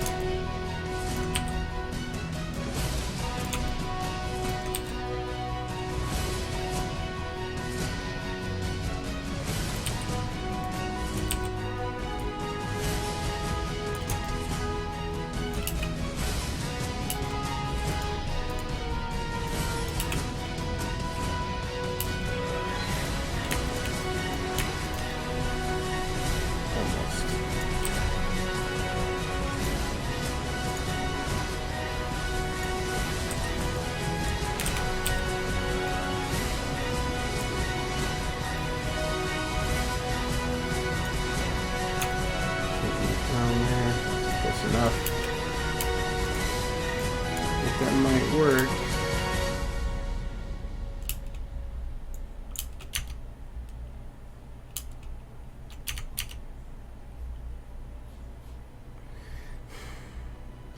Only problem I have with it is this feeling of like going up there, and I feel like with the bright, no, it's not gonna work. I'm too picky. It wasn't causing enough, it wasn't balancing in light, and it created a look of an artificial line where it shouldn't be.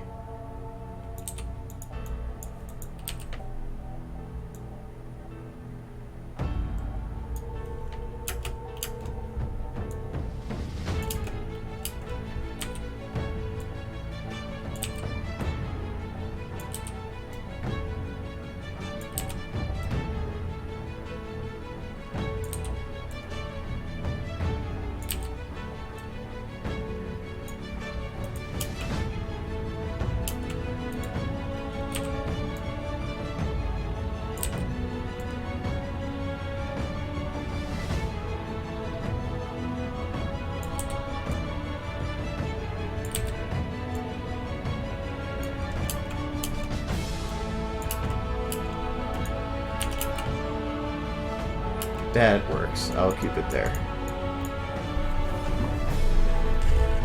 No, I won't believe.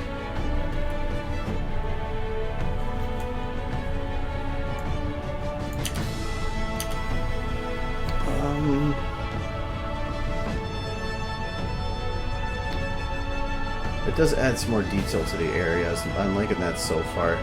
I think I have to add a little bit more wood back here, and potentially like some over here, but I think then that would be it.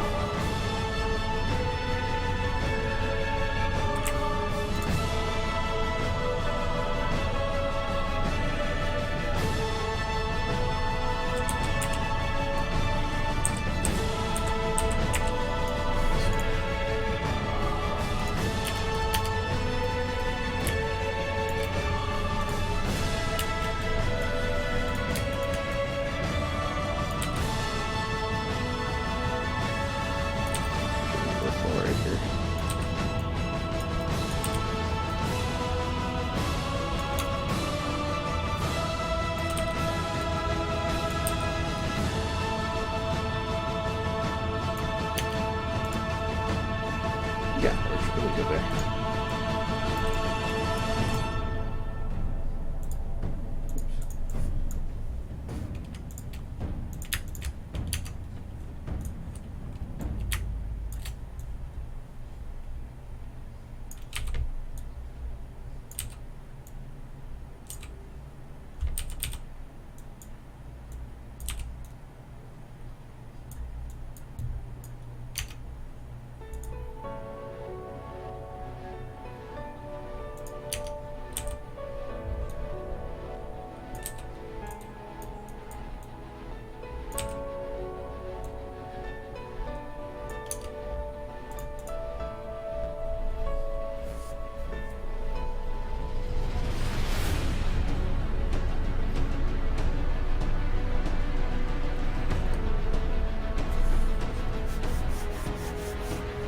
Okay.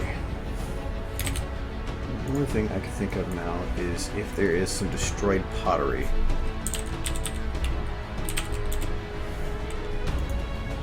And apparently there is. Because I do agree that it has a Pompeii vibe to it, and so I want to kind of maintain that.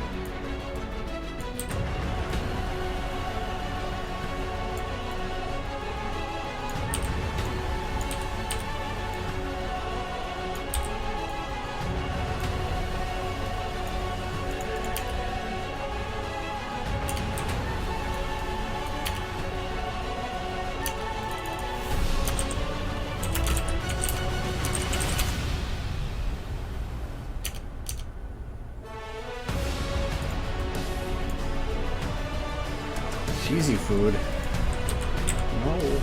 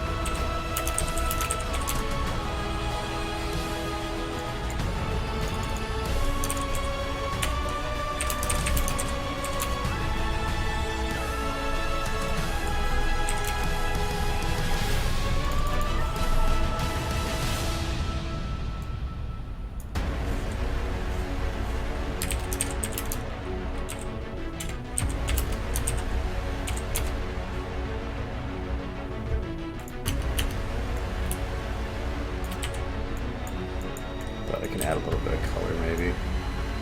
See how this turns out.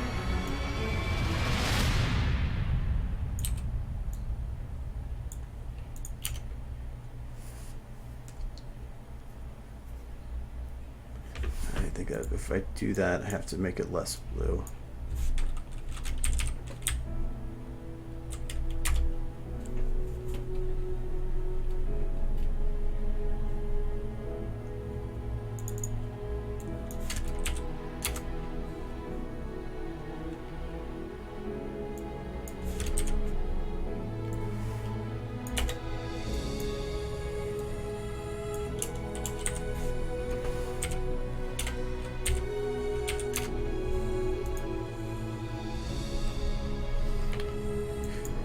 Stands out too much.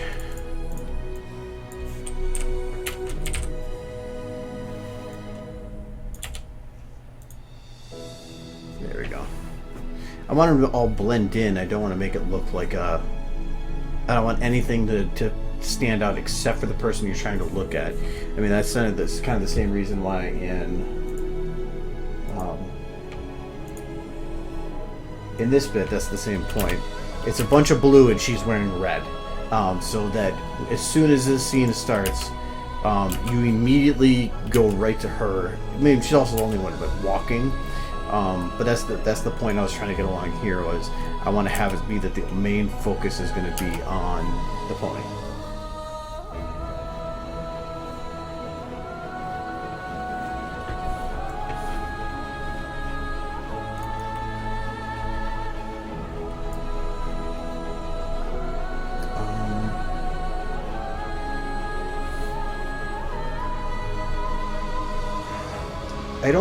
I think they basically said that everything that was vegetation had died, but I don't think that I could do anything overgrown and make it work. Because the city covered in clouds and ash, I don't see having any ability to grow anything. Might just have to go with it like that.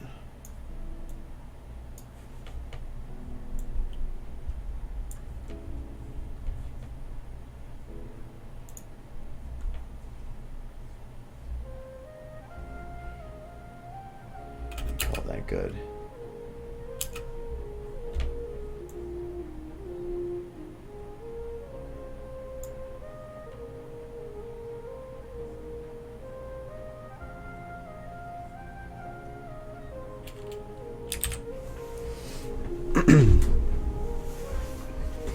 One thing I might do is grab the particle effect, the front one.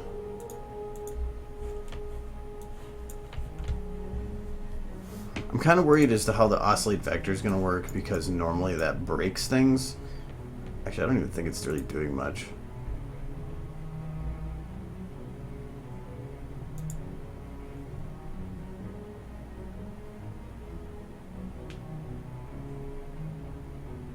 No, it's not even doing much. Let's keep it off. Actually, I'm just going to remove it. The oscillations usually causes renders to like throw the particle everywhere. So, I originally tried to, in when making the blooper for the first blooper thing I did. When the bird hit the tree to have feathers go flying, but it never worked out, and I think I either got rid of it or did something with it. It just, every time the render or the preview looked great, but when I rendered it, the feathers just kind of flew through it and like blew up in a pile, and like it just didn't look the same. It's weird. When I removed the oscillation, it worked, but then it didn't look right on there, so I just didn't keep it. If I remember right, everything's in here, yeah. Oops. Let's go with 255 and see if having them more visible is okay.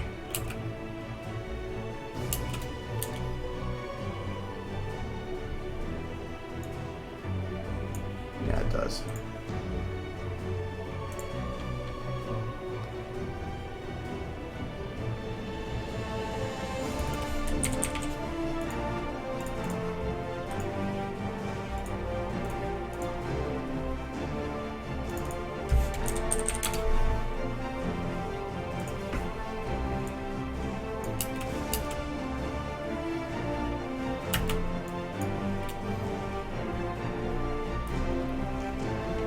Not sure if the background particles are actually noticed. Oh, yeah, they are. I don't think they are.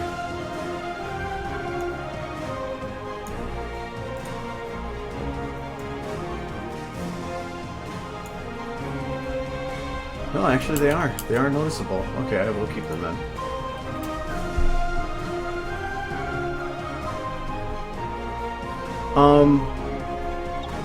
Yeah, there will be. I usually put vignette on stuff like this. I mean, I could try it right now. I just loading textures sometimes crashes it. This is going to be a way too strong of a vignette, but we'll give it a shot.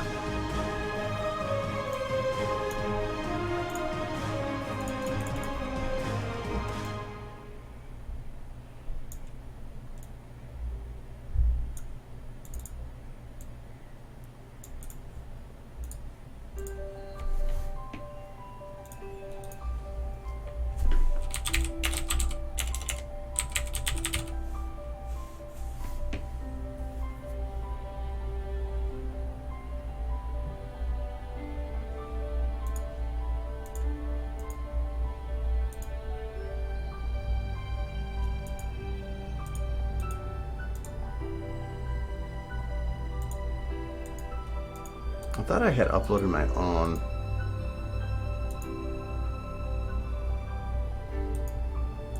Let's try this one. Yeah, that's a little strong. I thought I could do it. Can I do it opacity? Can I choose what's the color? Ooh, wow. Yeah, let's not do that.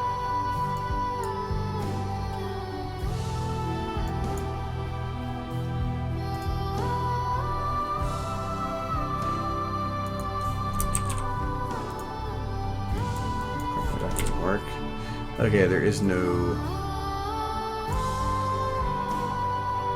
ability to make it semi-transparent. I'm kind of curious on that though, and so I kind of want to make. I should actually make one, because it's pretty easy to make an overlay. There are a couple of Broken Pottery models, but they don't really look like the way I wanted them to. So I threw a couple down there, but I don't think I want to overdo it. I feel like right now it's actually pretty good. But no, for like vignette, I normally would not put an overlay direct within SFM. Anything I can do in post, I will do in post. Like there's color correction methods within SFM, but I don't want to utilize them because it's not as good as using some kind of post program for it, and I don't want to destroy the original. So what I would normally do is use it maybe as a basis to work from, but then when I render it, remove it, and then add it in post. I made the mistake when I rendered Remembrance. I forgot to remove the black bars, because I actually wanted to add the black bars in post, because later on when I wanted to create some effects, some of the effects required that I pull video from parts that were underneath the black bars, but instead it was pulling the black bars in, and that didn't really do what I wanted it to do. Okay, so we need to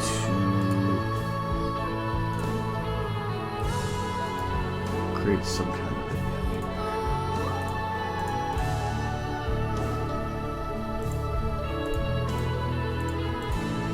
Okay, we'll say that we'll make this the vignette. Nothing intense, just something.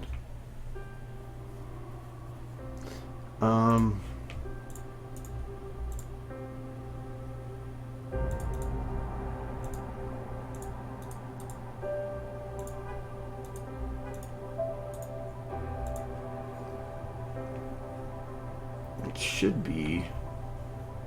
Where's my transparency? Oh yeah, there's nothing there.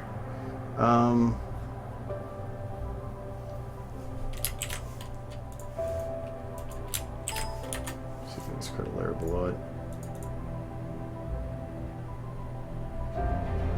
They won't let me do that new. I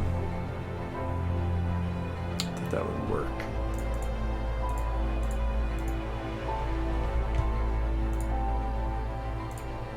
No, it should work. Because I didn't actually create a color for it. Okay, moment, sorry.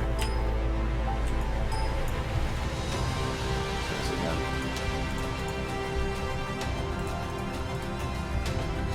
Well, let's say this is a picture of something. So we'll just do.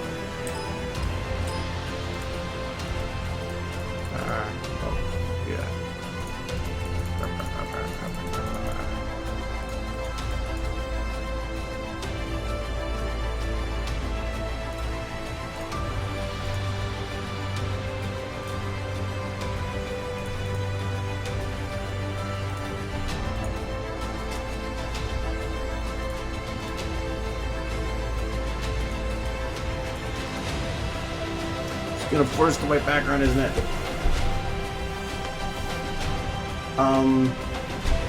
Yeah, well, normally if I use a vignette, I'll use it for the whole thing, at least to some degree, or not. Because if you don't use it throughout the entire thing, it gives the feeling of like a dream sequence or something. Well, dream sequences are normally white. But black is that you do have to make sure you maintain it throughout, but it just depends. Like for these scenes, it might actually work better that way. But I do want to make the texture for it, but looks like no matter what I do, it's going to create a white bit. And for an overlay, I do need to have it be semi-transparent. Or would I just have that as an alpha layer? Yeah, I'm not going to worry about it. Textures can be like picky, but I can actually see it working pretty well here because this would be without and this is with. So I actually think that it does create a better effect. It's just that the only vignette that's really available is a very, very sharp one. At least I think that's the only one available. I don't know if I had finished loading these or not, though it will crash eventually. Because this one creates the black bars on the top and bottom, so I don't want that. Let's see if this one works. No, that doesn't work because obviously.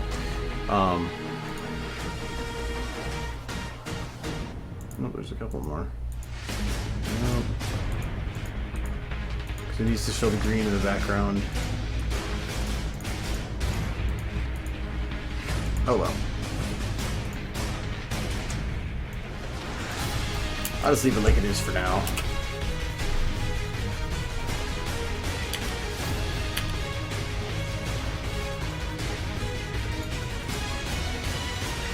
There we go.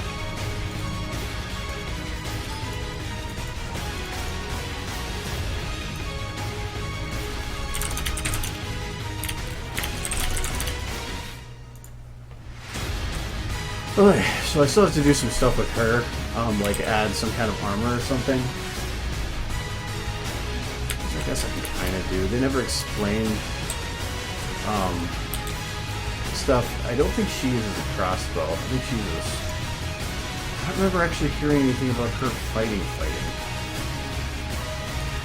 And I'll worry about it later. So instead, we're going to start working on this one. So what I actually probably want to do, because everything's locked, is I'm going to copy, paste.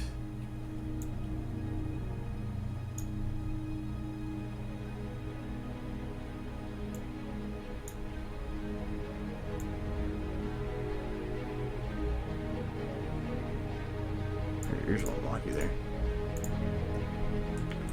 And I'm just going to edit this to be the same as the other one.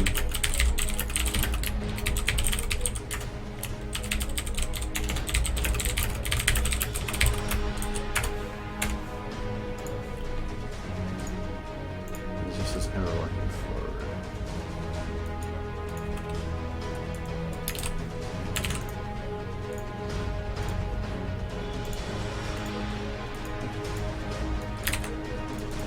Yeah, replaced.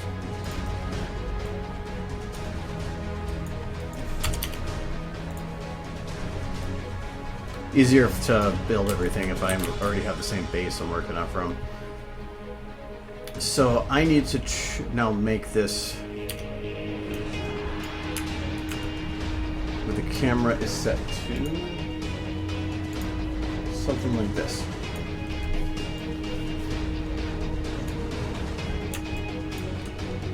So I'm going to take this, this.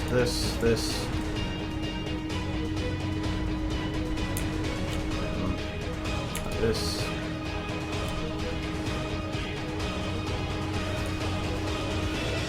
going to clear with the lights because I can redo them.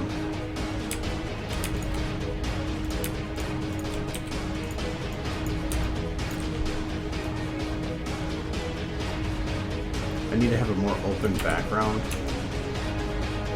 from that angle, so that's why I'm going to change it like that. Now the background's more open.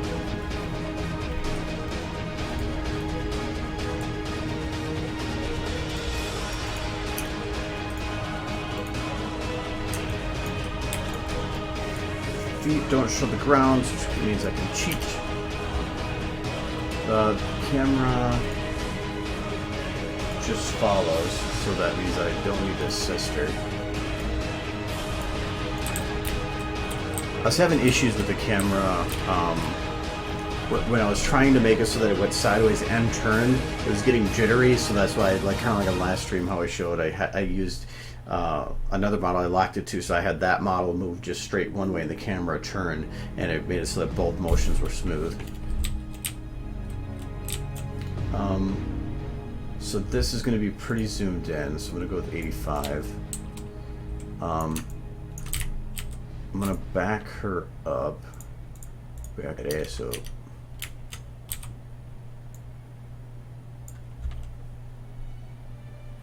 Alright, where it is, and this, the last footstep was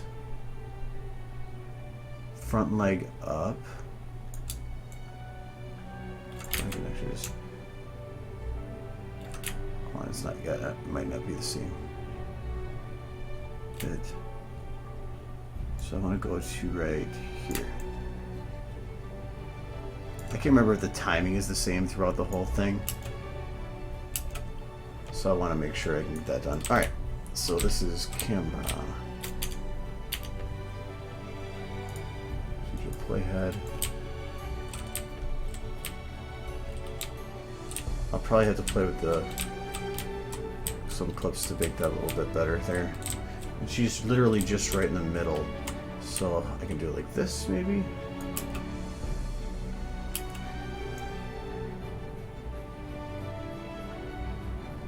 She stopped moving there. Oh, because I just got stupid.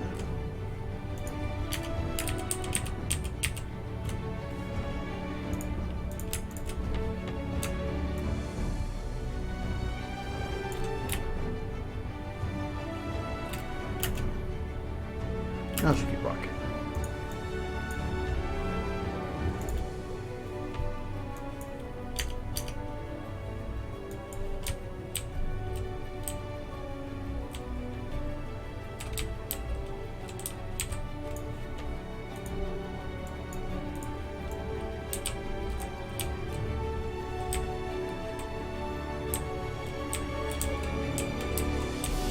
I have to do mid shot, but I have to be careful because I want to make sure that it's easier for a person, because if I it's just getting this angle is going to be interesting. So I think she stays literally in the middle, maybe a little forward, so I'll stay right there.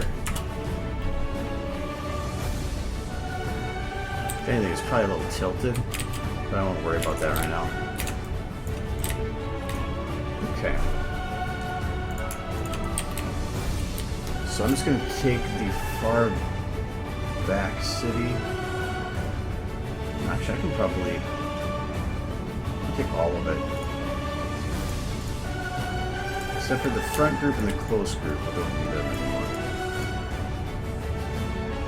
The front group, I don't need more. I'm not sure about the close group.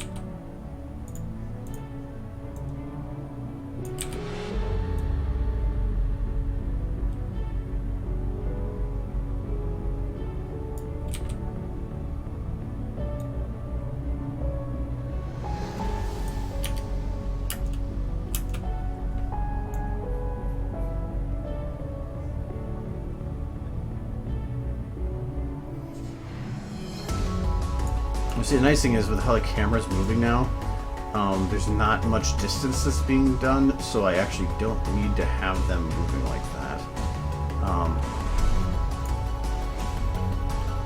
Well, actually, you know what? Maybe. I'll keep it like that. I'd rather keep it and not use it than not.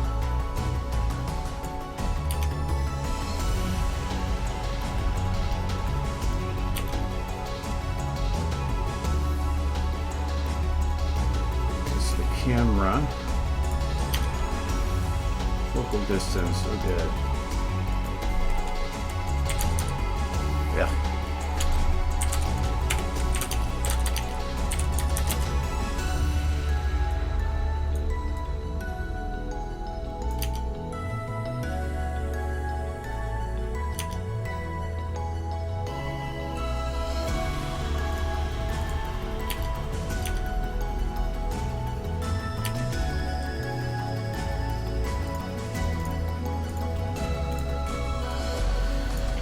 First, I'm going to get rid of stuff that doesn't matter.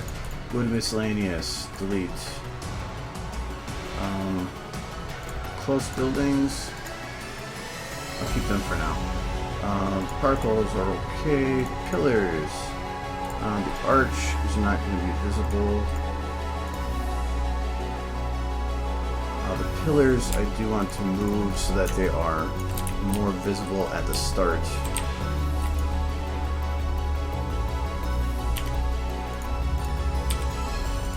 These three I don't need, so I don't need that one.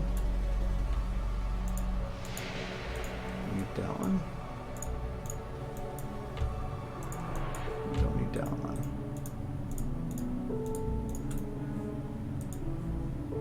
Concrete.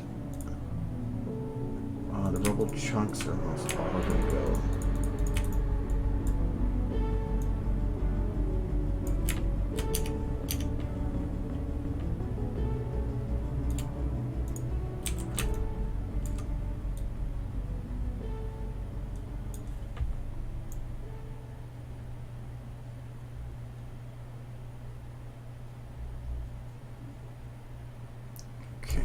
I do need a lot of camera to figure out where I'm going with this.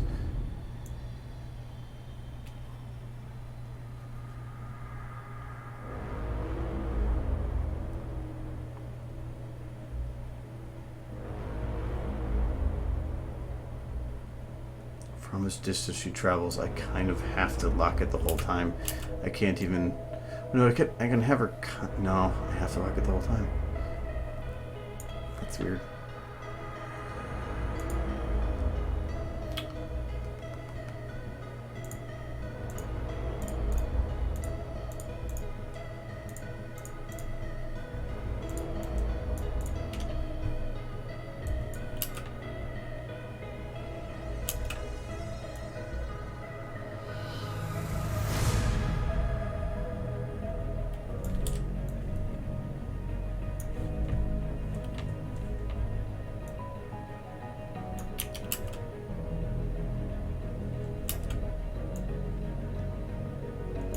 thinking that I might put the assister back in here, because if I do, I can probably have it start more towards forward and shift around her a little bit.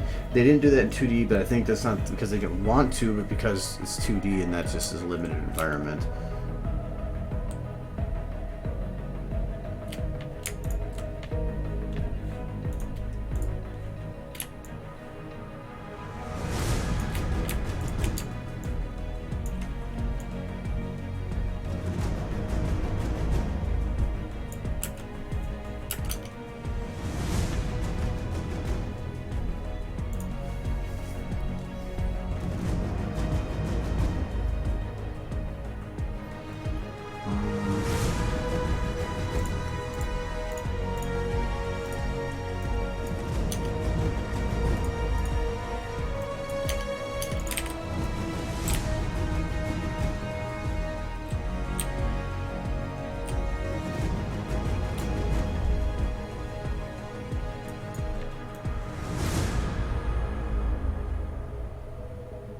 First volumetric clear is fine.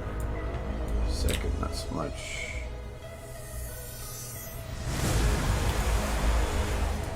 Third, even more.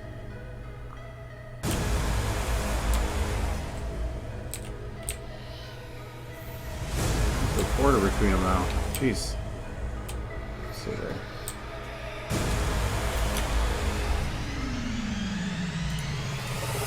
I might need to drop them a bit.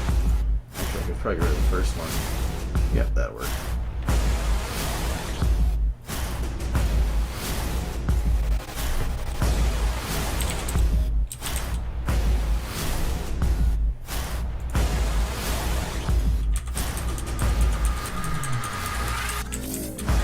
That's a units model. It's not a sky dome. What is this?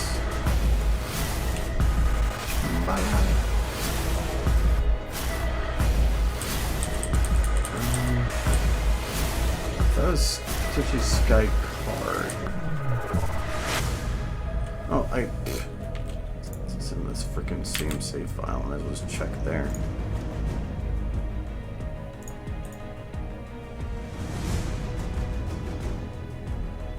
Apparently, it's Sky.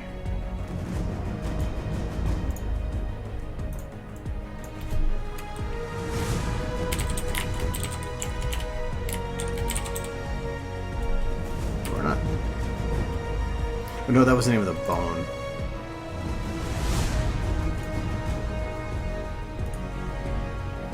Okay, what's Sky card?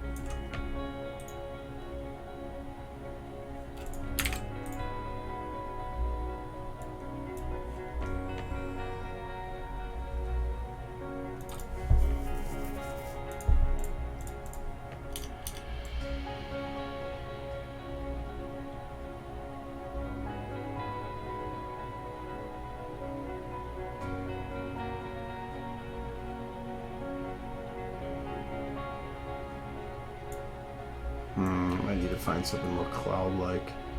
Because, like, that doesn't work. This could work. Though it was colored specifically for something else.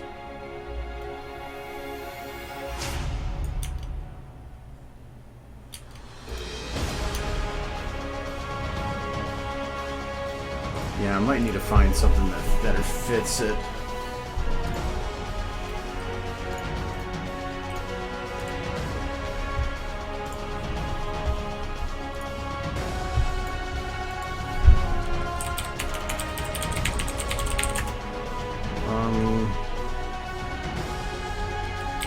Sky, desert.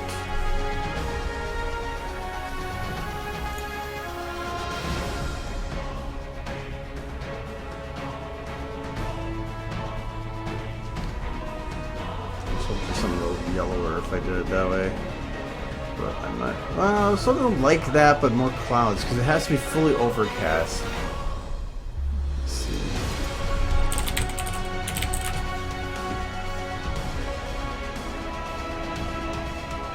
But most of these just normal pictures don't have quite the contrast I would want. I've been there. Goblin. I think I might just find better off just desert sky. Some of those things of I'll know it when I see it. The sun, I can't have the sun in the shot because it's coming from the right. Auto frame.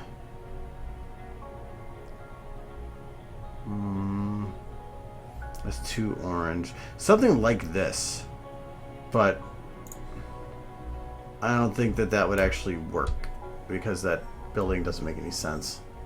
But similar to that.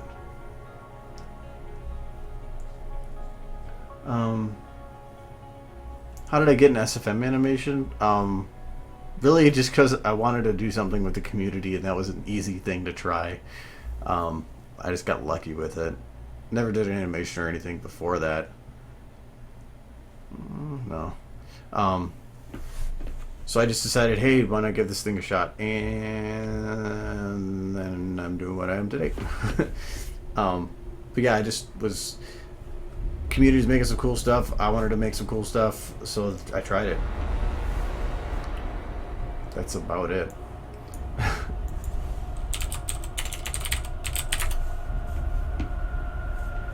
See, I might be able to make something like this work. I wanted to have something that felt like it was going into the distance, but a lot of these clouds that I had before didn't. Ooh, what's that? Ooh. Nah. It's pretty, but no. That could work, but it might be too dark.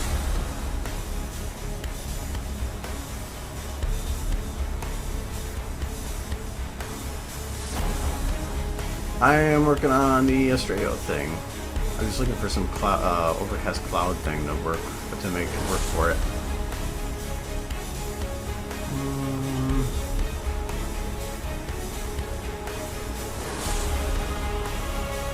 And I know I can modify anything to make it work. No, it's with the sky. No, the sun's in that one. A lot of these kind of look stormy, and I don't want stormy.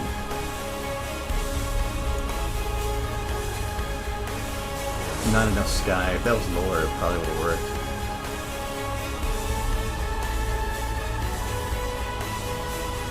I don't know how long it's going to take me to do the lighting for the thing because I don't know what I have left to do so far. I'm caught up with what he gave me yesterday. I haven't checked, but I haven't checked for what's new today. It takes me like an hour and a half to merge the files, so I probably won't be doing anything about it tonight.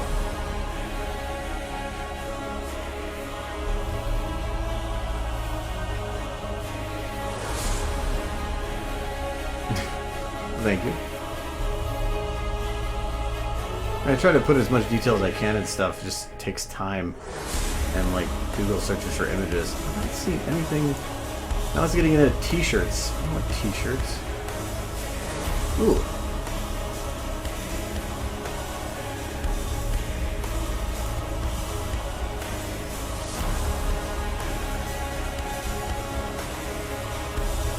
That could work.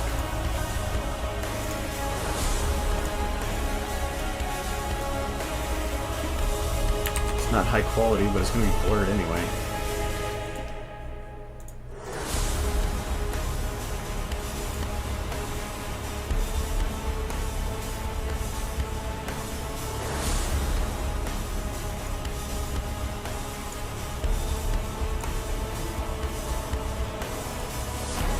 Well, that's actually like really bad quality.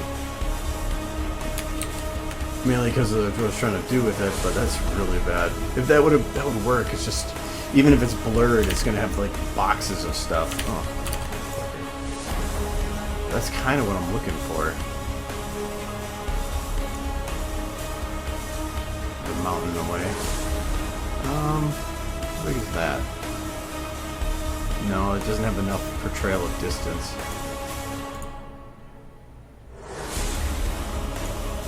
Not enough sky. I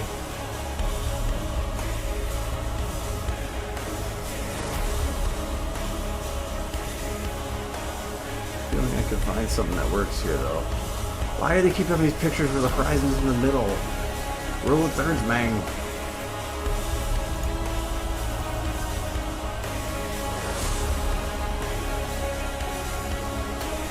Even feels like when it blurs, it's just going to be unnoticeable. Oh, that's super tiny.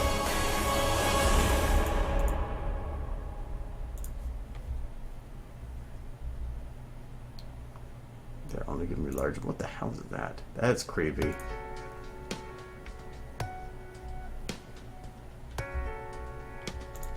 No,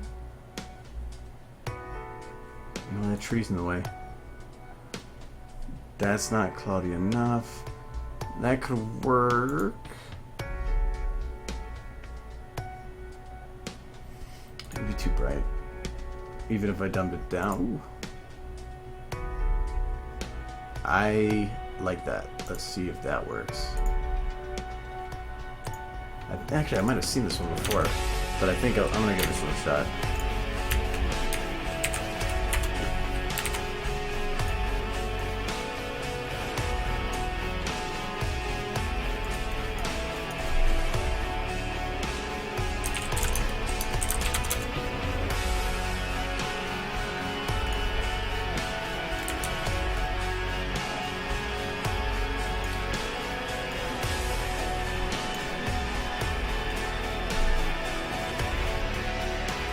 I can shine a light at it to give it the coloration that I want, so I'm not worried about that. Might just leave it as it is. But I gotta find the actual model, because I need to take it from there.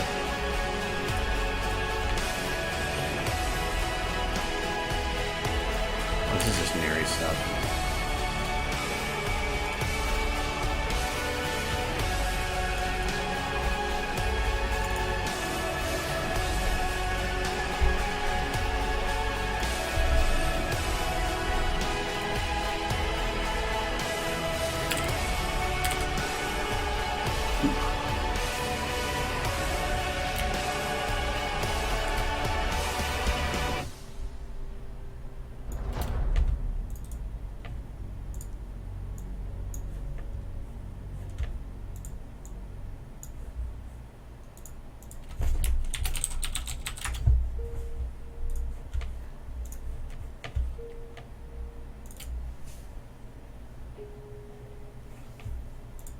Which one did you have? Oh, yeah. The sun's difficult because the sun's supposed to be coming from off camera to the right. So if I have the sun in the shot, it's gonna not work. So.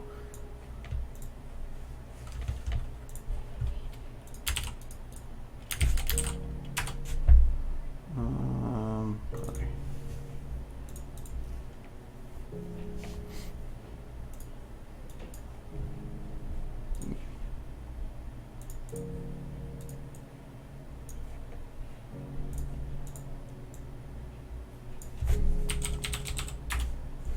This is supposed to be born here. I have like a new favorite song I want to play. This one. It's a 10-minute song. Or 11 to 13, sorry. But it is pretty.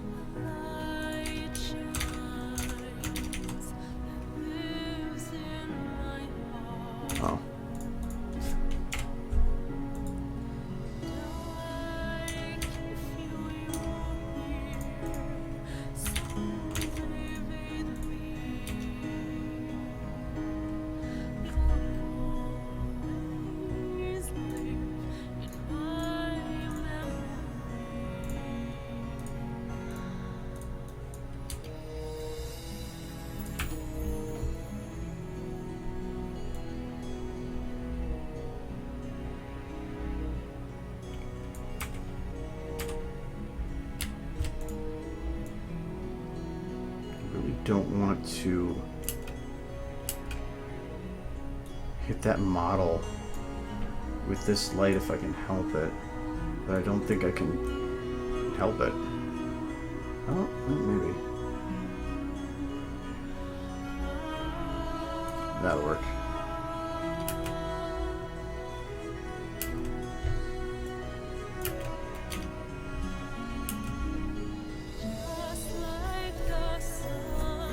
I haven't seen Moonrises yet myself.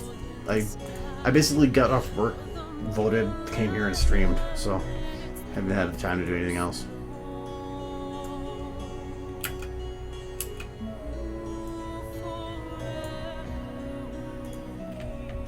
No, Adam, look at this one. This is the sleep build. It turned out pretty good. It's just stupid complicated.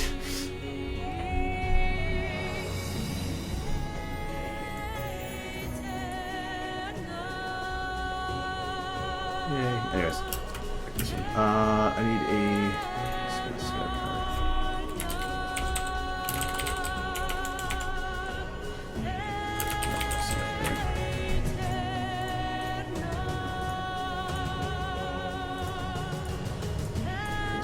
I'll still do that fall here.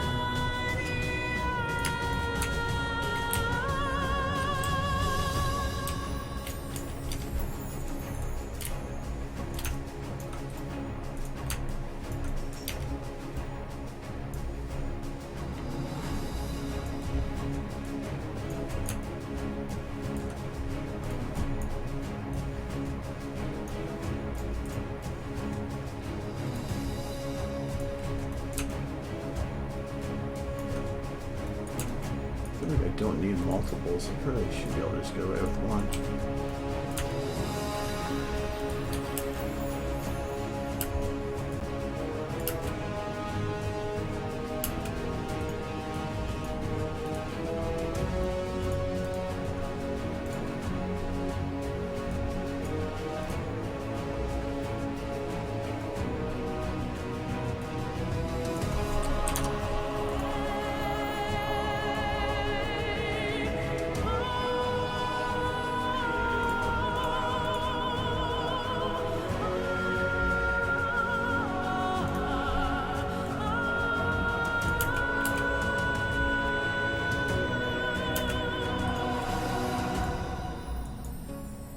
Nah, I prefer doing the lighting stuff anyway.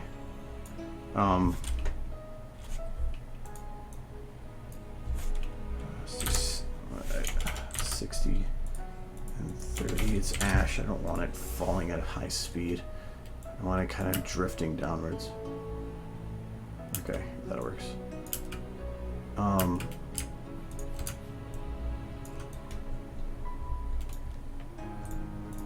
much is there?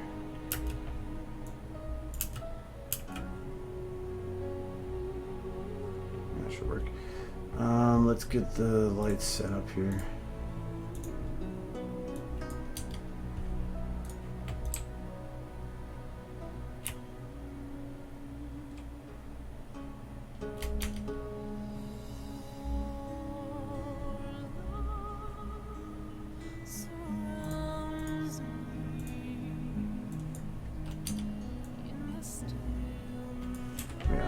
For some part I didn't have in here. This is the main shadow light. That should work.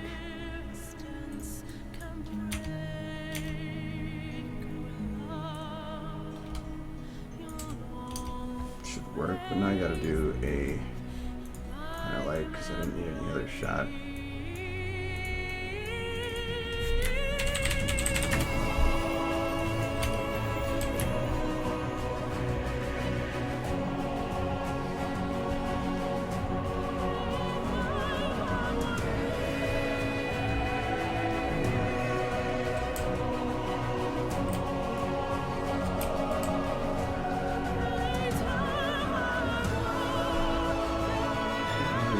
There you go.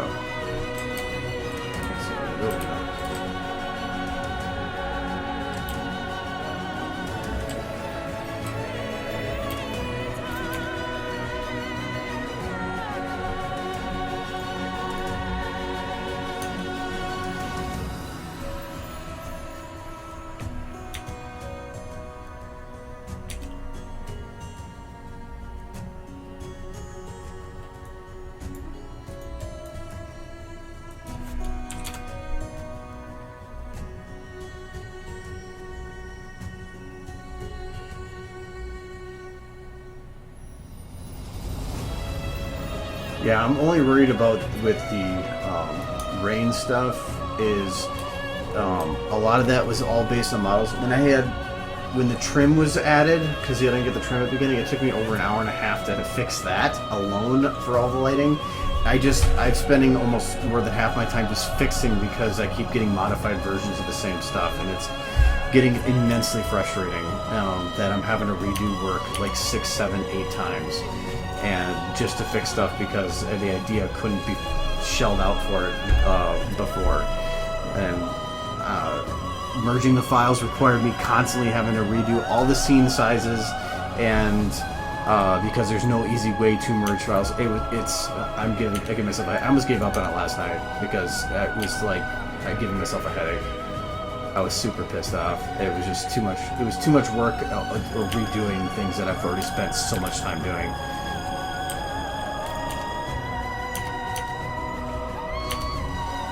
So yeah, that's why I kind of wanted to take a break from that, no matter what tonight, because otherwise I would probably just not even do it at all.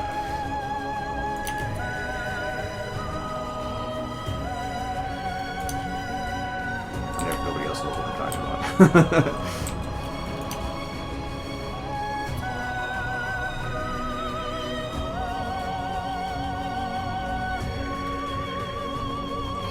Oh yeah, I put the skybox back there and then I don't even light it.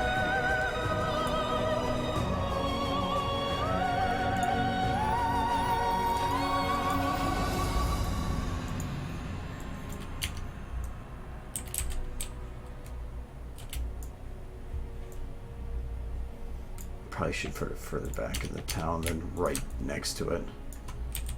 Should probably put it back as far as I can get it.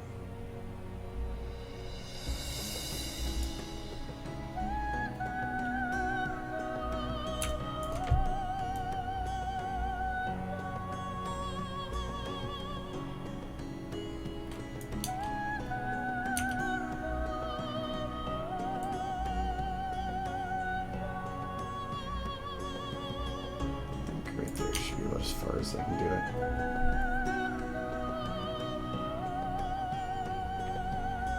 it. If it's about having it ready tomorrow, yeah, I can almost guarantee you it's not going to be. Because that is a lot of work for me to do in one day. So, because I probably have about 3 more available hours to work on things if you consider Wednesday.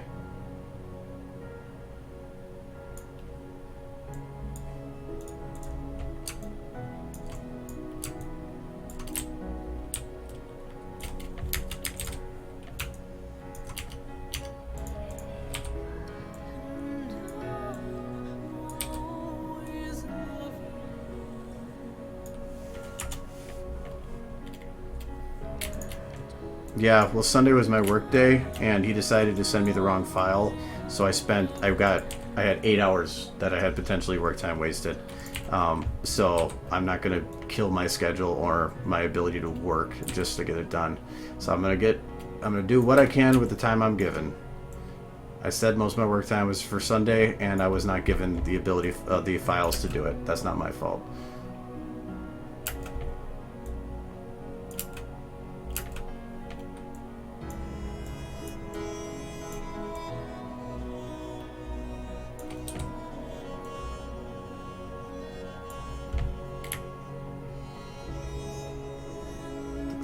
Fast.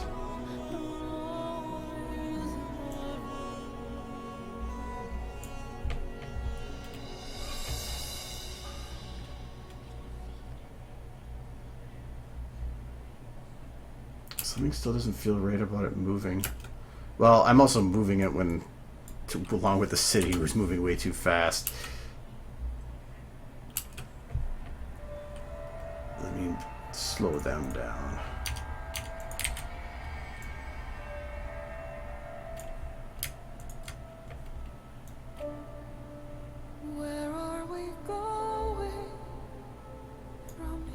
No, we're not talking about this video, we're talking about a different one.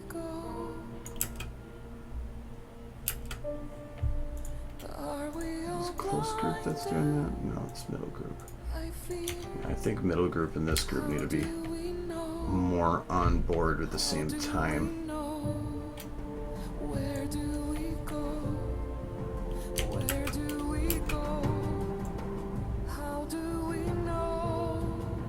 Yeah, that background's moving way too quick too.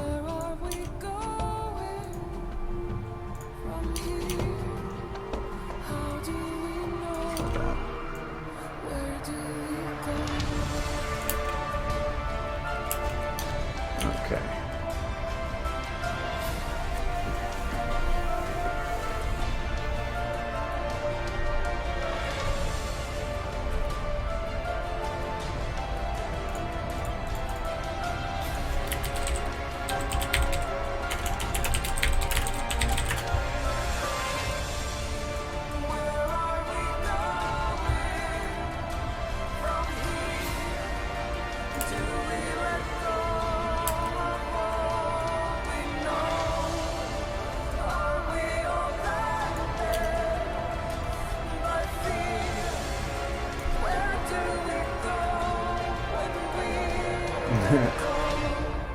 It just gotta fit.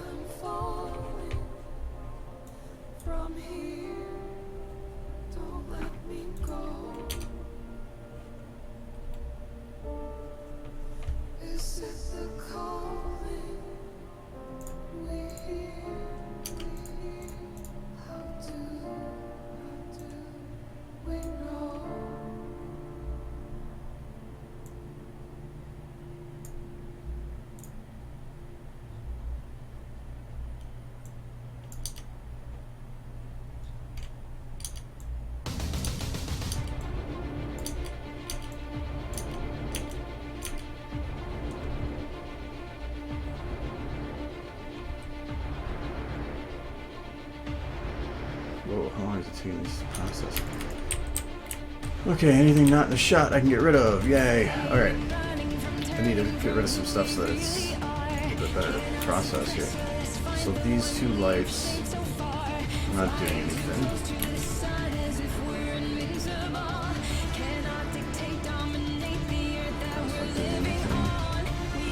That's not doing anything. Yeah, she is nice funny. I want to try shaping these things down a bit. But down into these smaller areas.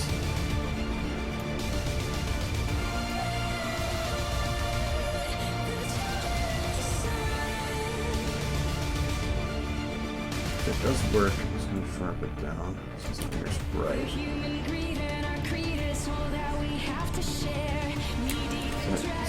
That is middle. Okay, good.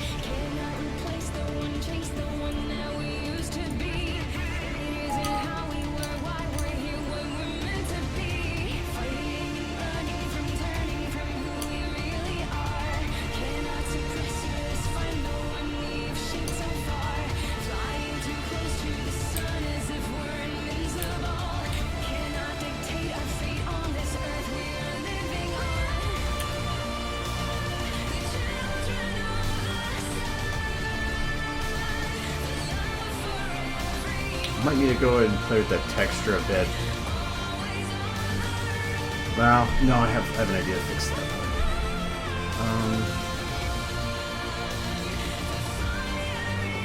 For one, hopefully this ambient light is in the right position.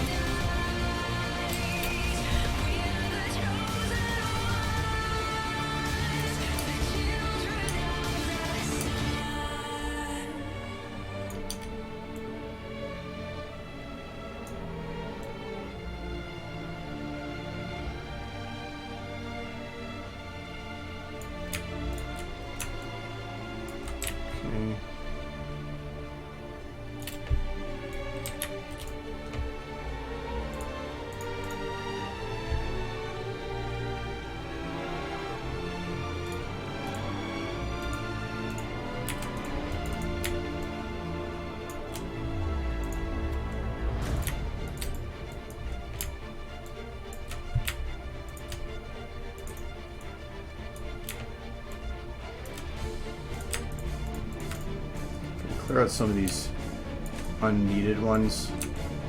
I can definitely save on processing. But I want to keep this one right here because it kind of has a nice little elements to things. Okay, that's that one. Middle groove.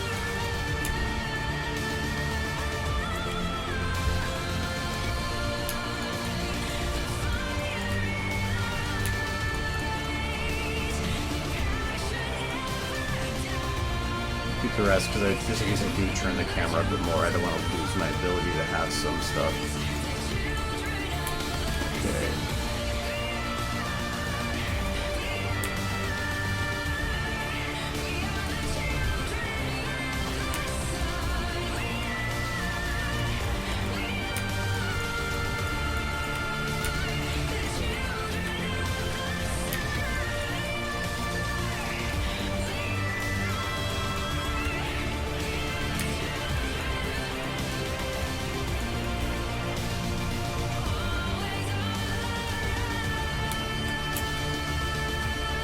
Alright, that's running a bit better.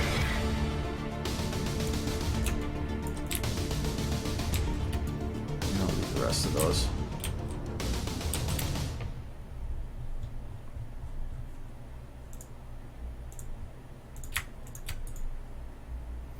Oh, I forgot I need to do these light rays too.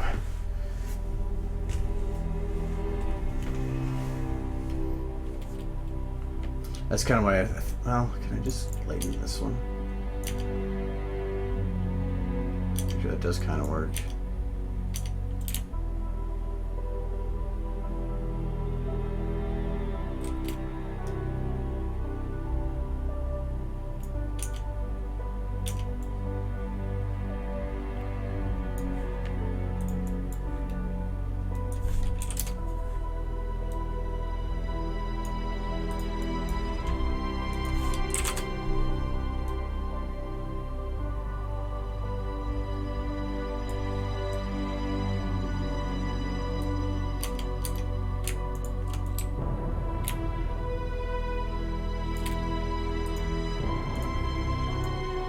I'm like, why is there a line there?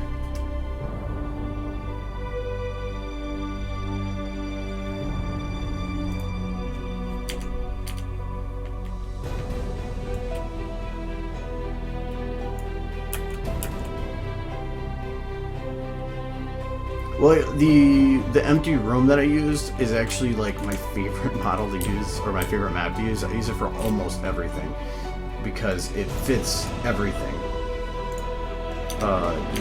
You can build any scene out of it easily, which is a little creativity, and I think it has the most flexibility out of everything. That I'll try to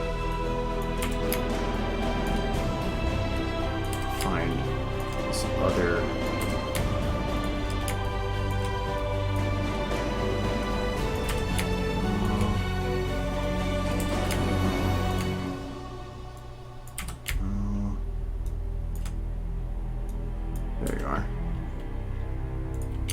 Because right now, in the background here, these two are really close to each other. I don't mind having two, but I at least want to make sure they're a distance apart. I'm going to turn it down.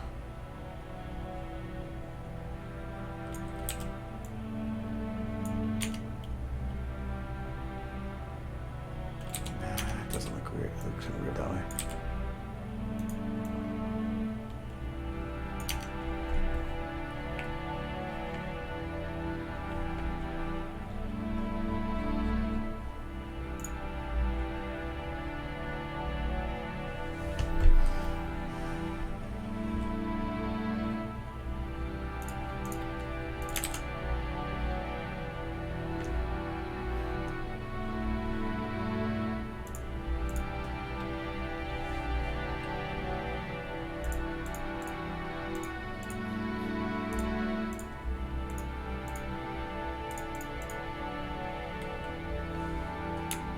It is a empty void, but there's a couple different types of empty void. The one I'm using is one that from the workshop. Is called Scene Build Huge Void. So it's way bigger than the original Void. It doesn't have a light that you can't get rid of in the corner, and this is about as big as you can get it. Because if I go any bigger, if you look in the corner there, you start hitting max Z distance. So if I go corner to corner like this, I mean, I already can't even utilize it from here. But for the most part, if I'm over here at the max distance, about midway, it's about as far as you can look. So at that point, the engine isn't even able to process anything further away, so it locks anything off from showing that far. So it's about as big as you can utilize.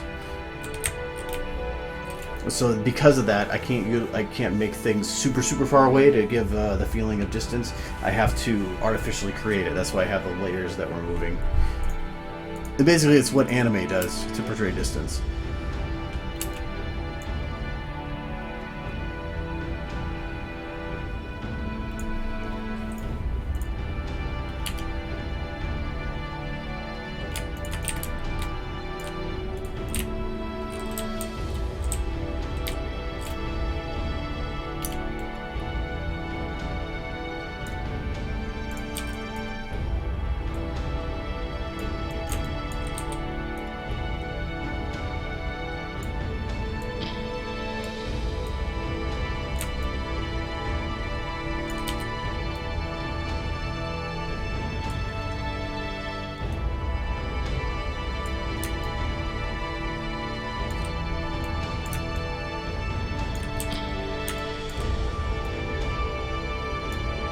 Actually, let's have the fun of using SFM myself is, it is a limited software. It sacrifices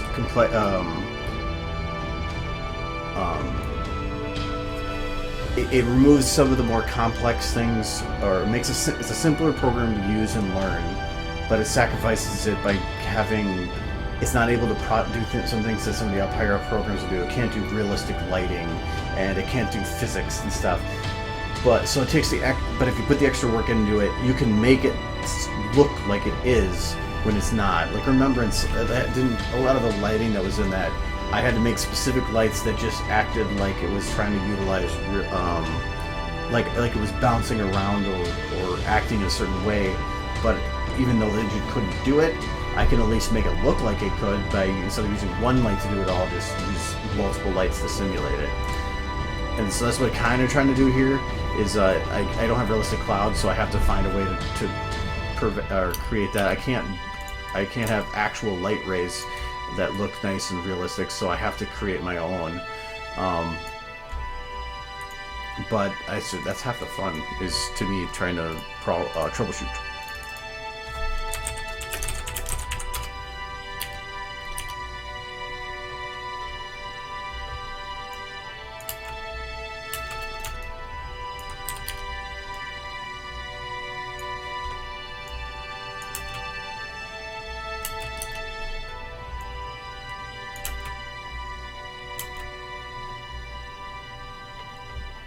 I think the ambient light needs to go up a bit on this.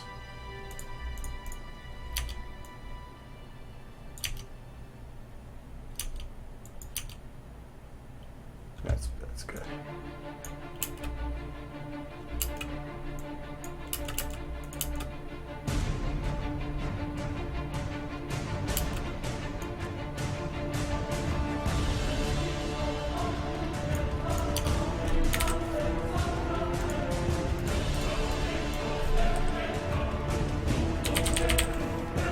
I haven't crashed from like loading everything. I did disable some games, so that might be why.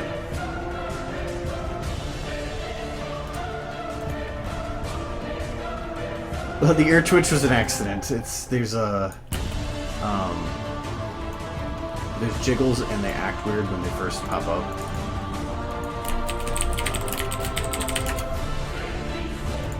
So that's really what's going on.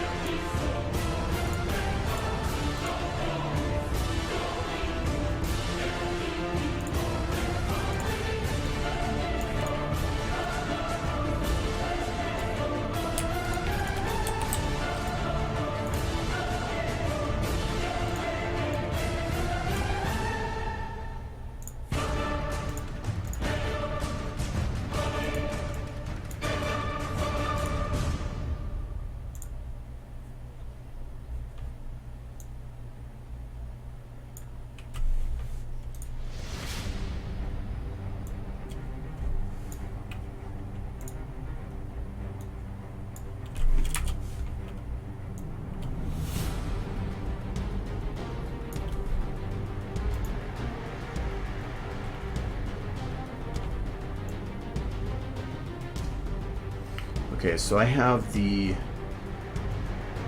right now where the camera, or like I did before, I said I separate the motion. So I want to have it so that this camera goes past her a bit. Say here.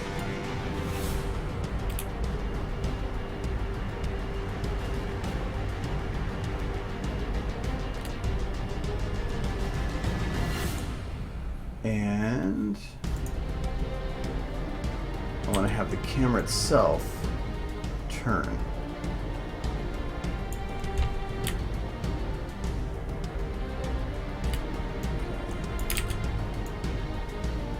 I'm actually going to move this more forward and in.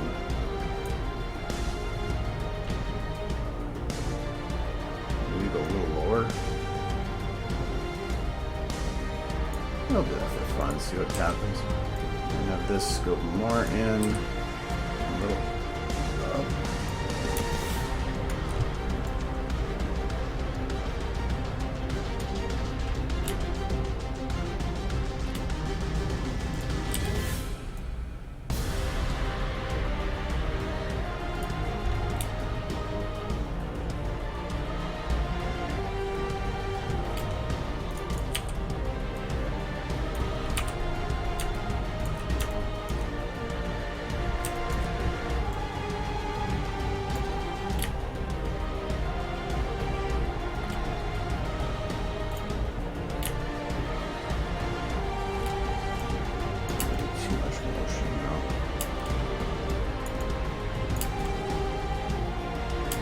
You know what? It might be, but it looks pretty badass, so I'll keep it like that.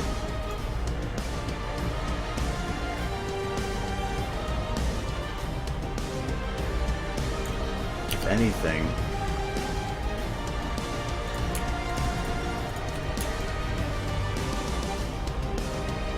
I might have this start further back.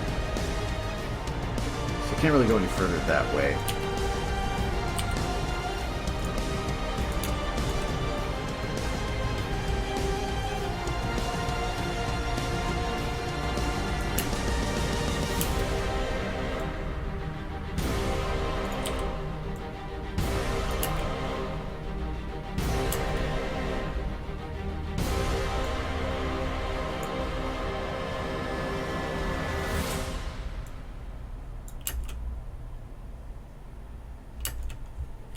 I think the extra motion is not needed for this camera.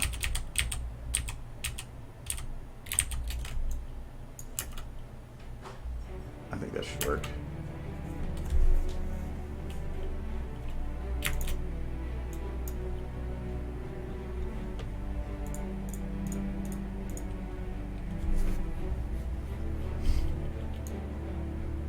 So I separated the camera because I had position and rotation being done at the same time, so I needed to separate them, otherwise they fight each other.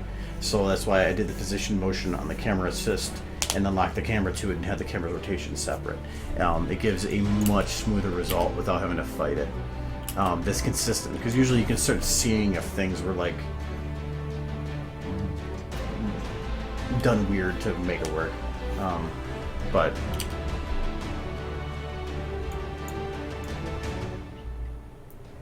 yeah, I mean, like, her emotions and stuff are not done right now. So that will be done or modified. And actually, I should probably make the sky and better fit the way things are now.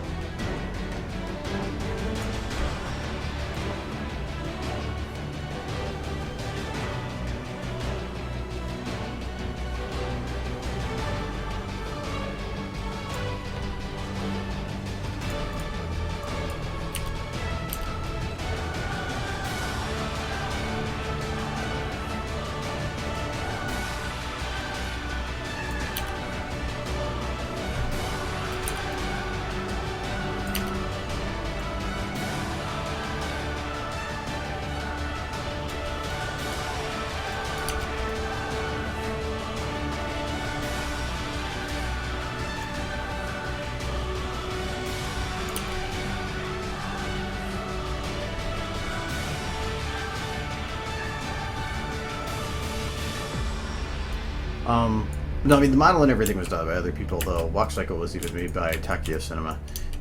I just am utilizing them. And, like, in the end, there will be, like, wind effects that I want to have on here, too. I might add, like, some kind of fabric to the other shot around here so that in this shot I have one as well. I'm not sure.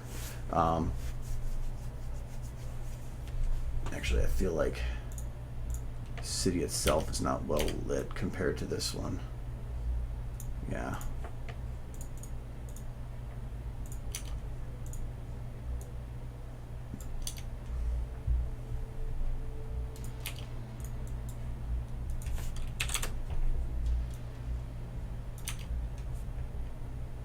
That's better. Oh yeah, there's one other thing I wanted to do, and then I'll probably call it a night here.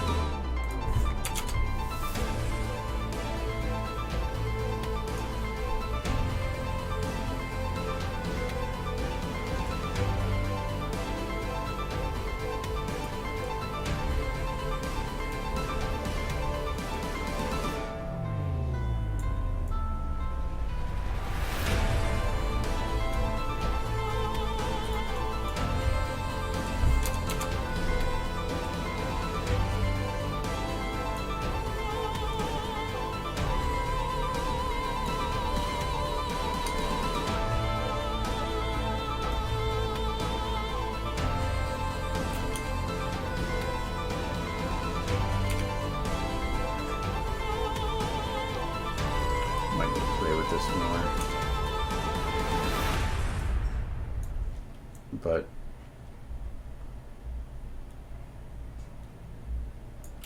I want to add kind of a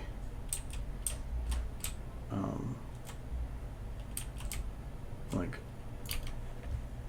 horizon, a little bit of light back there so that it separates the horizon a bit, but I might need to play with that a bit more.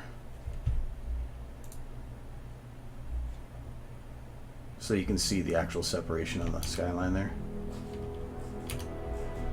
Because without it, you get this, which everything kind of blends together and you can't see where things are separated.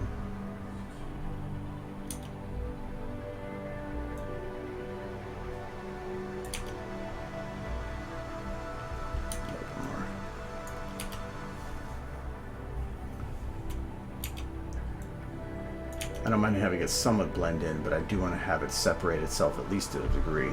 I think I'm going to need 2 of these.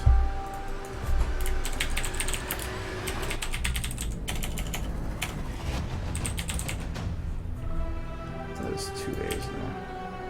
Whatever. No, it doesn't look right. Whatever. Gets the point across.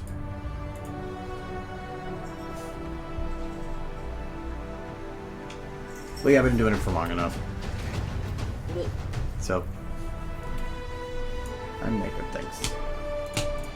So I got... Corner. That's this, well, close. This seed's basically done. And then, now I'm just working on this one. So. I like the yellow eyes. Yeah, just what it's not about liking, it's about ensuring that I'm using the correct color. Oh, I know, I'm just saying. So. Well, then you don't know the coloring. Yes. So that is all I will do for now. Yeah, I always add wind effects because it's just anything to make things move. So I still got some work to do on that one, but it's getting there. Actually, that, like I said, it was just going to be copy paste and then hope for the best. This was the one that I just needed to get done. After that, all these rest of these 2 after this are going to be pretty simple. Adam says hi. So, alright, that is good for today. All the things. And Dolphin. So, I will be back streaming on Friday, but I will probably be streaming earlier again. But then I'll probably be ending at 9, so it'll probably be like 5 to 9 equivalent, so 4 hours from before now and then until now. But yeah, if you have a question, that's sure, Dolphin. Otherwise, can't think of anything else. Cat? No, because it's got a question. Cat comes afterwards. Oh, okay. Off the floppy. That's why you like them. Goes back to. I can't remember. I can't think of anything else. So, all right. Well, if your question pops up, I can enter it in chat there. But otherwise, I will see you guys later, and then yes, you can have a cute cat. Meow meow meow. Meow meow meow. All right. See you Friday. Meow meow meow.